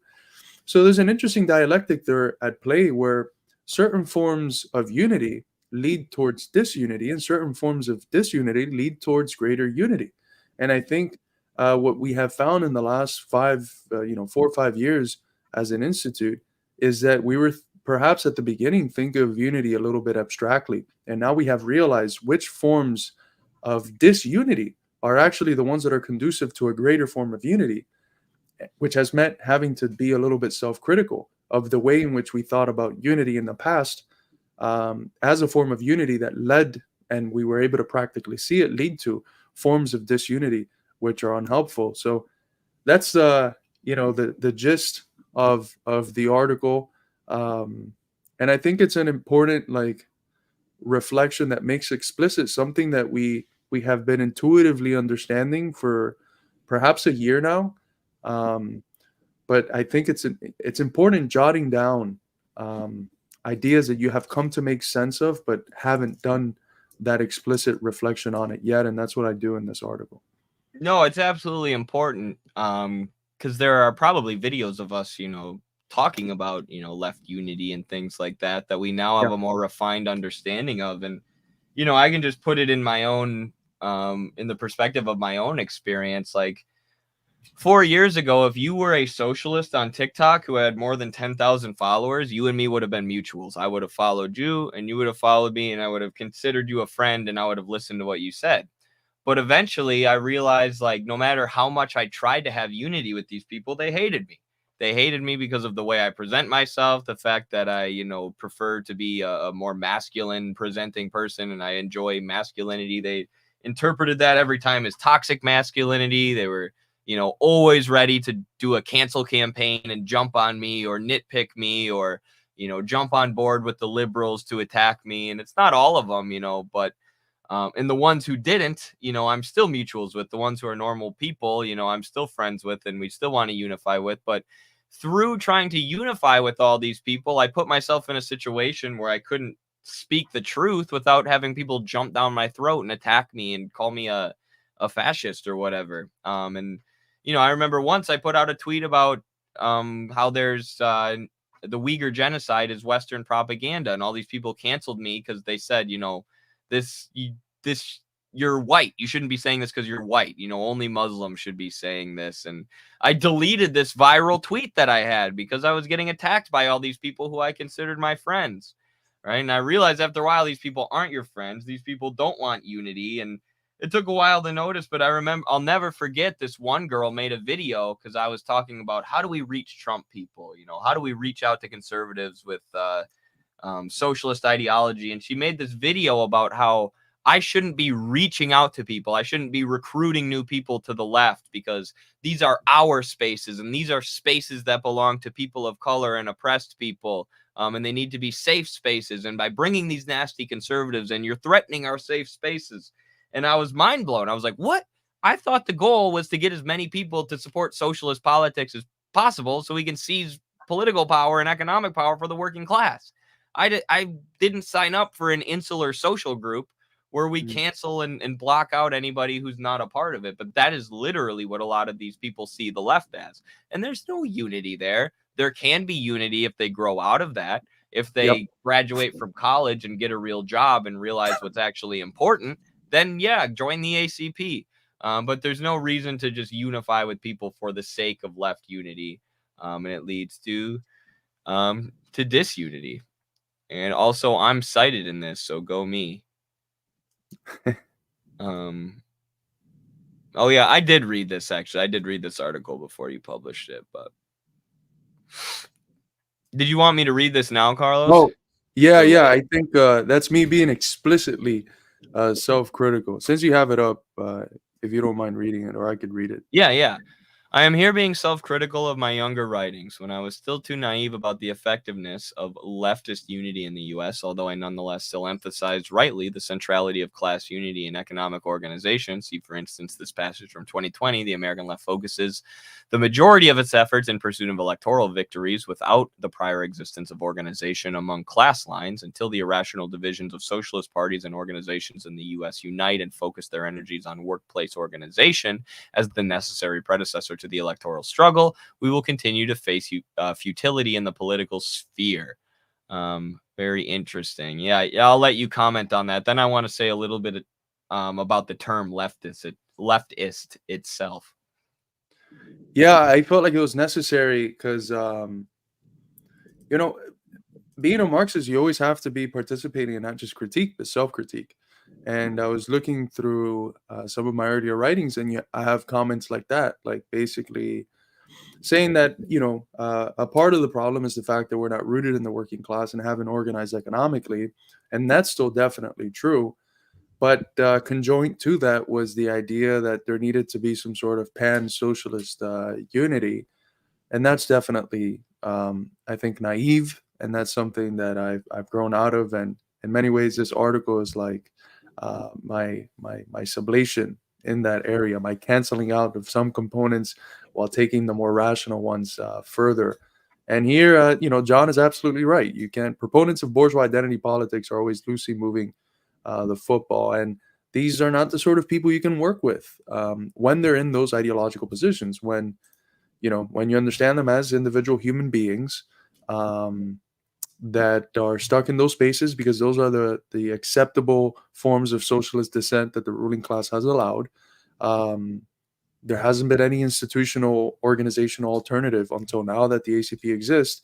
And you put yourself in a position. That's the quote that I conclude with from Eddie, where he basically says, like, when you're done and you get over your stupid purity fetish and you want to come fight for a society of, by, and for the people, we'll be here with our arms open.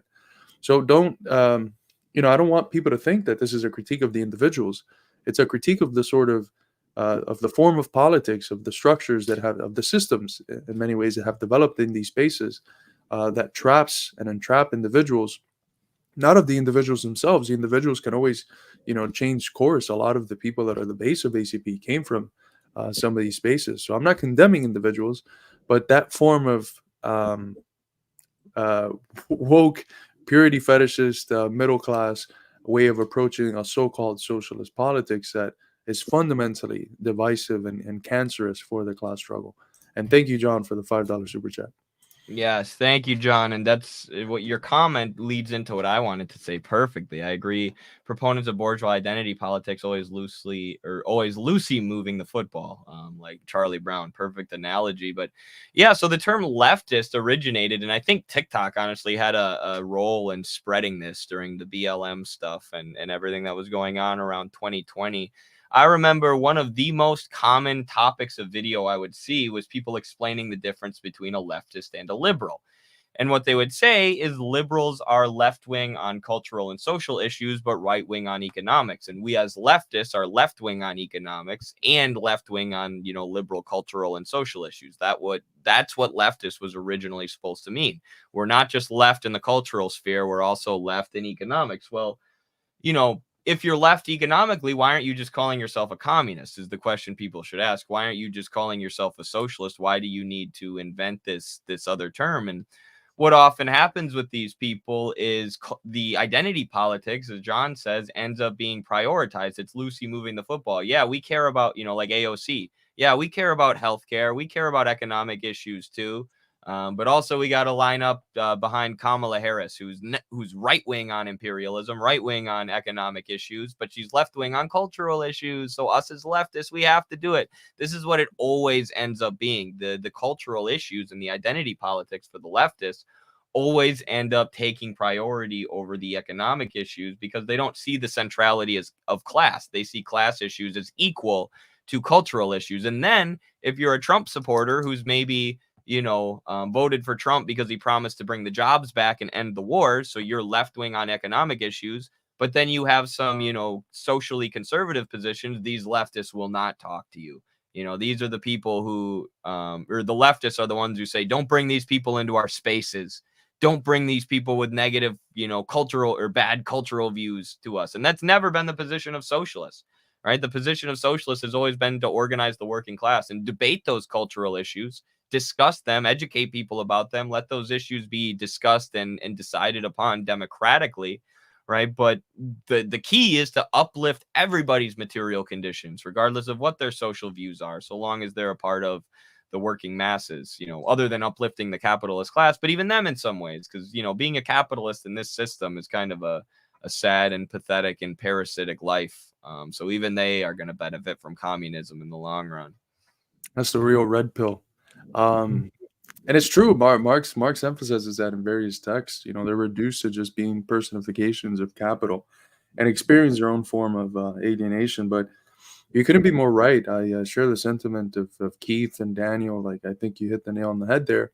And what came to mind is the fact that none of these people who treat socialist politics as in that leftist form, none of them can actually be internationalist, because if they have as their condition for accepting working class people or other comrades, having the sort of pure checklist of social mores and issues that one has to agree with them on, then quite literally the vast majority of communists around the world, of working class parties around the world, of oppressed national liberation struggles around the world will end up being condemned by these people. Because if there's something that I learned, or not learned, but saw in the flesh when I was in Venezuela, talking to dozens and dozens of revolutionary leaders from countries all over the world, was that a lot of them, in terms of their social positions on various issues, are a hell of a lot more like a Trump supporter than any leftist in the US. And if your politics is one where when you see those positions in those areas, you just cancel those people out, you can't be an internationalist. You can't be an internationalist because the vast majority of the progressive forces around the world have those positions on those issues. And what sort of logic does that reflect when you say, well, on these cultural issues, we, the virtuous, enlightened West, we're the right ones, and we have to take this creed all over the world? It's a form of woke imperialism. It has the same sort of logical / practical structure as colonialism, as the religious sort of defenses of colonialism. Like, we have to take this religious creed abroad and evangelize these people to this truth that we have been enlightened on, and we have to reject that. I think completely. That doesn't mean you can't be acceptant of whatever cultural differences people identify with here uniquely, but to have that as a precondition for uniting on basic issues of class and imperialism is completely absurd. And that's the sort of politics that the ruling class wants you to engage in, because it knows that it leads nowhere. You're not going to go anywhere if you make it a precondition for people to be the most woke on issues of gender in order to fight for class politics and anti-imperialist politics. You're not going to go anywhere. Absolutely. I think that's a good point. I think this is a good point. I like the point that Daniel made, like, where in practice, these leftists always seem to support liberals. So, like, you have a conversation with them and they seem more rational. They're like, yes, I'm economically left. I support all these left-wing policies. But then it means nothing, because in practice, they'll support an AOC. They'll support a Kamala Harris. They'll support people who are right-wing economically and right-wing in terms of foreign policy. And so their ideals, their support for universal healthcare means nothing, because in practice they are essentially conservatives. And then the other point that like countries like Nicaragua, the Christian faction won out, right? There were like 3 factions after the Sandinistas had their revolution, and then they lost the election with U.S. support for the right wingers, huge U.S. support for the right wingers. And then 6 years later, so they won election again, and that was they had to regroup after the reactionaries retook power. And after they regrouped, the faction that won out was the Christian faction. And yeah, they're not big on things like abortion, and there are people who are fighting for that in Nicaragua who, are pushing for women's reproductive rights. And, that's how issues like that need to be brought up through, discussion and debate and whatever. But that doesn't mean they're not socialist, right? That doesn't mean they're not socialist because they're Christian or they have, social views that would be considered anti-liberal. You don't even have to call them right wing, just anti-liberal. But so you have a lot of leftists who would then end up condemning socialism in practice, socialism in reality. And it's the same with like reaching out to workers here domestically. Like they have an inability to see the rational kernel. Like there will be a parent who shows up at a parent meeting for what do you call it? Those the school board meetings. Yeah, they show up at a school board meeting and they're concerned about some of the stuff that their kids are being taught in class. Maybe some of this content is hypersexualized, and the leftists are like fascist, transphobe, fascist. Like, well, hold on. Is it really fascist for a working class parent to be concerned about what their kids are being taught in public schools? We know we're all being brainwashed with imperialist propaganda. Why are they not allowed to go to school board meetings and ask questions? Does that really make them a fascist? Does that mean that they can't join the fight against imperialism? So I don't know. There's no, even with the culture war issues, we need to have an ability to talk about these things, to discuss them, to have conversations about them without labeling people as fascist right wingers. But that's what no leftists seem to have the ability to do. It's insane how they've been able to take. By the way, shout out to Pavel for another two and a half euro donation. He wasn't attacking us. He was referring to the party as I suggested. Thank you so much, comrade. Gotcha. Thank you, brother.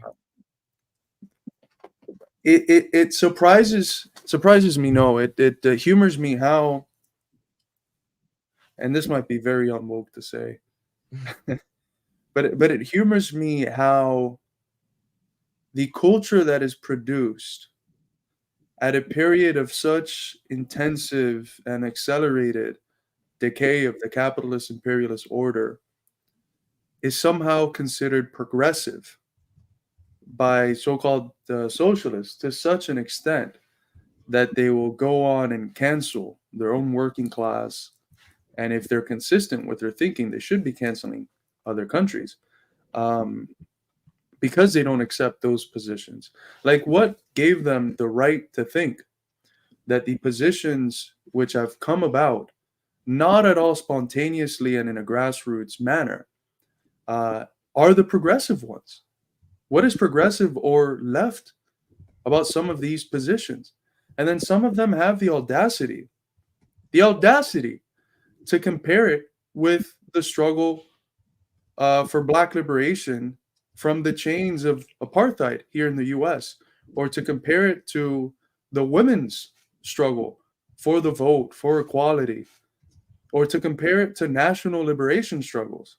It's kind of preposterous in many ways, like the audacity that you have to link some of these newer cultural struggles that all come from the top down, that all are at their ideological foundation, artificially fabricated by the main luminary thinkers of the compatible left, the Butlers and many others, and then disseminated through the ruling institutions of capital, the liberal ones, which are the more efficient.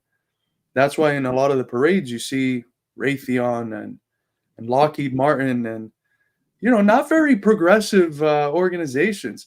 You have to think about, like, is that not leading you to think a little bit critically about this culture and whether it's the sort of hill you want to die on, and if people don't accept it, you just completely condemn them and cancel them for eternity? Is the hill that is kind of artificially fabricated by the elite, is that the one you want to die on? Do you really want to compare it to the glorious freedom struggle, the Black freedom movement? I'm not myself Black. I'm what the Southern races would call a quadroon, because I have two Black grandmas, but I'm not technically Black as far as race functions here in the US. But that would be extremely offensive to compare, those real grassroots struggle against lynching, slavery, segregation, to somehow have the audacity to compare that with some of these newer things that come from the top down. Like, guys, think critically about this. And this isn't a knock to, I'm tolerant enough to, accept however anyone wants to be, but is this really the hill people want to draw a red line on? Is that rational? And some of these people say that the red line is imperialism. Some of these people work with other countries. Some of these people work with China and Russia and then have the audacity to paint that issue as a red line without noticing the contradictions, that if that's a red line for you at home and you're going to condemn groups like the ACP at home because that's your red line, buddy, be consistent and condemn some of the people you guys have been working with abroad. Be consistent. That's all we ask. Be consistent. If that's going to be your standard, be honest with yourself. Condemn the Chinese, condemn the Russians, condemn the whole global south with the exception of Cuba, where that cultural transformation has been successfully carried out by somewhat dubious means. But I'll leave it at that. I don't want to get any more canceled. No, it was good though. I mean, that needs to be explained. There's so many academics and people out there calling themselves communists who condemn the ACP and then they support China, right? And I love that they support China, but it's like China doesn't have these super socially progressive positions. So, why are we evil for not making identity politics our main focus, even though we are tolerant? We don't have any bigoted positions. We're not calling to exterminate anyone. We're not hating on any individuals. Right, we're noticing how LGBTQ politics is being used by the empire, and is being pushed by certain NGOs, and is being pushed by the CIA and the military-industrial complex, and utilized to pacify Americans and trick them into thinking we're moving into a more progressive position as we're all drowning in debt and our government's beheading babies overseas. But we're not, hateful towards anyone. But yet these people are okay with China having, a socially conservative bent to their politics, and they're not okay with the ACP just because we won't talk about identity politics all the time, because we won't put out a statement, with a rainbow flag in it every other day, because we just put out regular statements about, stuff that's relevant to communists, like imperialism and economics. And, not that oppression of certain groups isn't communist, and the Black freedom struggle in America has been, the primary form that the class struggle has taken. And we should fight against, oppression and targeting of specific groups based on their identity by the state, of course. But that's, more so than that right now. We're seeing the weaponizing of certain groups and progressive movements by the state to justify mass murdering people. I couldn't agree more. And it's going to continue being used. That's what woke imperialism requires. It needs novel ways to divide people, and it's going to continue painting a progressive gloss over it, and we just have to be able to recognize it when it pops up. But Slava made an interesting comment here. He said, "My daughter started high school last week, and she was asked by each teacher if she wants to use different pronouns than with parents. Basically, they're teaching kids to lie to their parents." Guys, I think it's not irrational for working class parents such as Slava to be concerned about stuff like this. Right. Exactly. We don't even have to go too much further than that. It makes sense for parents to be concerned about what their kids are learning in school, and I know a lot of Christian parents who don't have progressive social issues, don't have progressive social positions, but I don't think they should be forced to raise their kids in a super different way than what they want. Obviously, they shouldn't be abusive and hateful and, but, and, sometimes public schools are a place of refuge and sanctuary for kids who are in abusive homes. But, yeah. Thank you so much, John Freeze. Another super chat. They're rolling in today. Thank you so much, John, for the $10. Really, really appreciate that. I'm not sure if I've ever been in a stream where John was here giving super chats. So nice to meet you, comrade. Thank you. I like the 4 Puru Sarthas life goals from Maurya civilization in India: duty to community, skill in a trade, enjoyment of pleasure, and spiritual practice. I am for spiritual communism. That's based. I like Nice. that. I am for that as well, I guess I'll say. Even, if you're not even if you're not a religious person, I think Hegel's idea of spirit is a more materialist idea than people give it credit for. The idea that there is a world spirit, a sort of collective spirit that every nation has that can be, elevated or decreased. And I that's one of the things I liked about Cornel West, is he talks about the need to heal this country spiritually. And that might sound a little idealist for a Marxist, but man, like when you look at the depression and the suicides and the school shootings and all this alienation and the, I don't know, tons of weird stuff socially and tons of alienated young kids, like there does need to be a spiritual healing in this country that comes about from the abolition of the sublation of capitalism to socialism. And as far as the duty to the community, skill in a trade, enjoyment of pleasure, and spiritual practice, that sounds like a beautiful way to live life. That sounds very similar to my own philosophy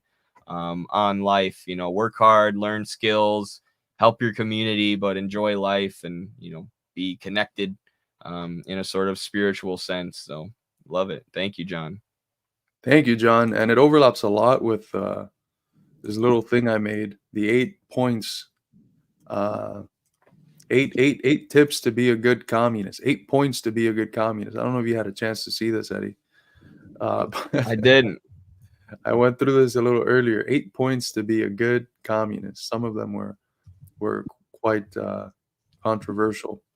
This is great. This is what these people are like. Yo, Carlos, I hope your kids don't trust you. And this is, what's interesting. Noah was telling us about this either today or yesterday.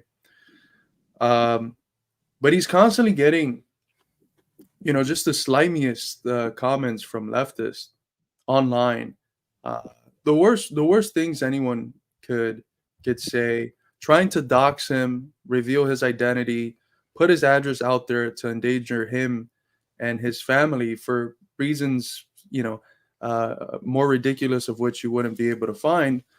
And then there's this person from Alex Jones' show. What's the show called? Do you remember what it's called? Infowars. There's this guy that has a show on Infowars that is going to bring Noah on for a conversation. And he's literally been one of the nicest persons that Noah, I think, has talked to, because Noah's mom had cancer or has cancer, and this person's mom had cancer. He's been just sending him a bunch of organic, natural treatments that helped his family member, and just the energy has been so positive, and the complete opposite of the sort of interactions that he finds with most leftists. And I think that's telling, and that comment is an example of that. We're saying that it's, we can't just uncritically think about something. And because we say we can't uncritically think about something, and we shouldn't be condemning working class parents who critically think about something, we're told something as heinous as that. At the level of your basic humanity, your basic character as a human being, I think it's clear that a lot of these people are spiritually poor at the level of their self, at the level, the sort of individuals that they are, how they comport themselves, very spiritually poor. That's not how communists are. That's not how good human beings are, which, you don't have to be a communist to be a good human being, as was proven by Noah's interactions with this guy. And what you find a whole lot on the left is, frankly, I'm sorry to say this and put it so frankly, but really shitty people. People that are just mean, that are assholes, that backstab, that wish strangers online who disagree with them on slight issues the worst, who sometimes bring in family into, like, the worst types of people I have, frankly, met on the left. And I might hate the politics of some of the people on the right, but they have kind of been some of the nicest people I've met. And what's this guy doing, right? He's virtue signaling as if we don't care about children, right? We're talking about working class parents being concerned about what their kids are being taught at school and saying, you know, they might have legitimate concerns. And that means we don't care about children. And this person, this virtue signaler, by attacking us, they're posturing as the person, I care so deeply about children. Carlos and Eddie don't, but I do, which is what a lot of this comes down to, is virtue signaling and moral posturing, wanting to be the better person and treating other people like they're bad people for having, you know, very minor disagreements with you. And as they're virtue signaling about the person who's concerned with children and wants to liberate the children, they're wishing harm upon Carlos's child, which is like, you guys don't even actually believe in these virtues that you're always talking about.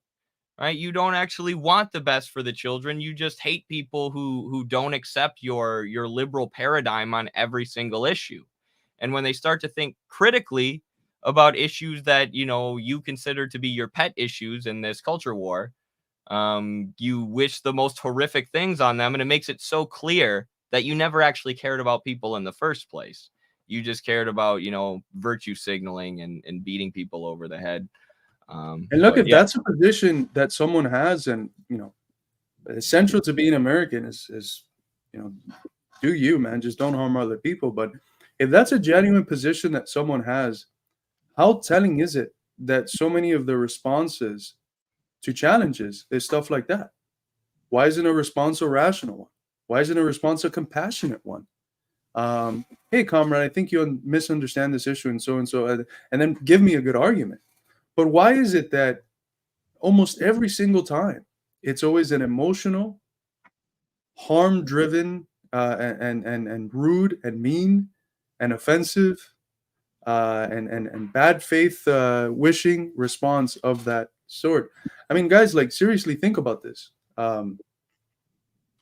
It's been the responses that I've seen for the last 5 years. Why is that the case? What does that say? Absolutely. The post I always think of is Gabriel Rockhill's one criticizing the Frankfurt School, where he shows all these connections to the CIA, and he shows it directly. You know, he shows material connections between the Ford Foundation, the CIA, and these pseudo-Marxist thinkers. And every response to his tweet is, you know, shut up, you're an idiot, you're stupid, you're an idiot Marxist-Leninist who doesn't understand Bordiga or whatever. Then, and not once will you find a substantive argument for somebody who supports these Western Marxists. Not once will you see, well, here, you got this wrong, Gabriel. Actually, this money was coming from here, not from the CIA. None of that. None of that. They just don't want to engage with the scholarship and the research that he's done. So they call him an idiot and tell themselves that all Marxist-Leninists are just, you know, conservatives, basically, which is a Noam Chomsky idea that he put out there. So thanks to him for that. But yeah, good rant. Anything else that you wanted to cover today, Carlos? No, I think that's all, folks. That's all, folks. It's an interesting comment from Sam Dixon. I'll leave that one untouched. I'll leave that one untouched for the sake of. We'll talk about it in a year. Yeah, in a year we'll talk about it. Come back in a year on the show to talk about it in a year. Promise. Yeah, that's my goal. I'm not gonna respond to it, Sam. I'm not gonna respond to it. Yeah. I'm trying to see if there's anything else that we want to look at. Jeffrey Sachs was on Tucker Carlson recently. I'll have to check that out. That looks pretty interesting. Netanyahu refuses to move conditions for Gaza ceasefire. What do you know? Isn't it crazy that Biden promised a ceasefire? What, like, he said it would be coming any week now. How long ago was that now? Like 2-3 months? And yep. Israel's just like, no. I can't believe I really had to have a debate with a famous person, Destiny, about whether or not Israel is expansionist. Like, even when Israel themselves promised to stop expanding, it's just like they just keep going, keep killing, and keep building new settlements. And that's what the two-state solution is. So idealist. It's never going to happen. Israel's going to keep provoking the Arab countries until they collapse. Yeah. All righty. Well, I guess we can close it out then. You got anything to say before we head out, Carlos? Patreon.com/MidwesternMarks, ACP.US. Thank you to all of our amazing super chatters today, a whole bunch of them. Really appreciate that. See some new faces in the chat, which is always great to see. New people getting on board with Midwestern Marks and the ACP. Please get involved at ACP.US and follow the American Communist Party at ACP Maine on X. Hopefully we will have an email list out soon too, so you can get direct information to your email from the ACP. Got our first convention coming up. You know, I know people are looking forward to seeing a manifesto and a party program and things like that. All of these things will be hammered out with the help of the rank and file democratically at the national convention. So really looking forward to that. But yeah, anything else to add before we call it, Carlos? If you want a university level, perhaps higher course on the history of Western philosophy, make sure to sign up for my course for the price of $5 a week for 8 weeks. It's $40 for the whole class. I'm going to put the link in the comment section. It's basically buying me inflation priced cappuccino for the labor that I'll be doing for that week. But trust me, you'll get the bang for your buck. That's something I think all of my previous students can attest to. And it starts this Thursday, so you have just 3 days now to sign up. There's still some seats open, so there's time to sign up. And the videos are recorded. They're going to be live. You're going to be there on Zoom, capable of asking me all the questions you want, mindful of others' time as well. But you'll be live, and then you'll also get a recording of the class. So if for some reason or other, some days you can't attend, you'll also be able to have a recording, and you'll have access to our email to send me whatever theory questions you want to ask me. So please do make sure to sign up. It's going to be another year before I offer this class again. Yeah, it's a great deal, guys. It seriously is an amazing class. You'll leave with your understanding will be much deeper, even if you're pretty far along in your development. And even if you're not, as long as you're willing to work hard and focus and do your best, you'll take tons away from it. It's such a fun class. I wish I could sit in for every one of them, but yeah, check that out. MidwesternMarks.com. Follow us on all the other platforms, patreon.com/MidwesternMarks, and we'll see you on the next one. Peace out, everybody. Stand up, victims of oppression, for the tyrants fear your might. Don't cling so hard to your possessions, for you have nothing if you have no right. Let racist ignorance be ended, for respect makes the empires fall. Freedom is merely privilege extended, unless enjoyed by one and all. So come, brothers and sisters, for the struggle carries on. The International unites the world in the song. So comrades, come rally, for this is the time and place. The international ideal unites the human race. Let no one build walls to divide us, walls of hatred nor walls of stone. Come greet the dawn and stand beside us. We'll live together or we'll die alone. In our world poisoned by exploitation, those who have taken, now they must give. And end the vanity of nations. We've but one earth on which to live. So come, brothers and sisters, for the struggle carries on. The International unites the world in the song. So comrades, come rally, for this is the time and place. The international ideal unites the human race. And so begins the final drama in the streets and in the fields. We stand unbowed before their armor. We defy their guns and shields. When we fight, provoked by their aggression, let us be inspired by life and love. For though they offer us concessions, change will not come from above. So come, brothers and sisters, for the struggle carries on. The international order unites the world in a song. So comrades, come rally, for this is the time and place. The international ideal unites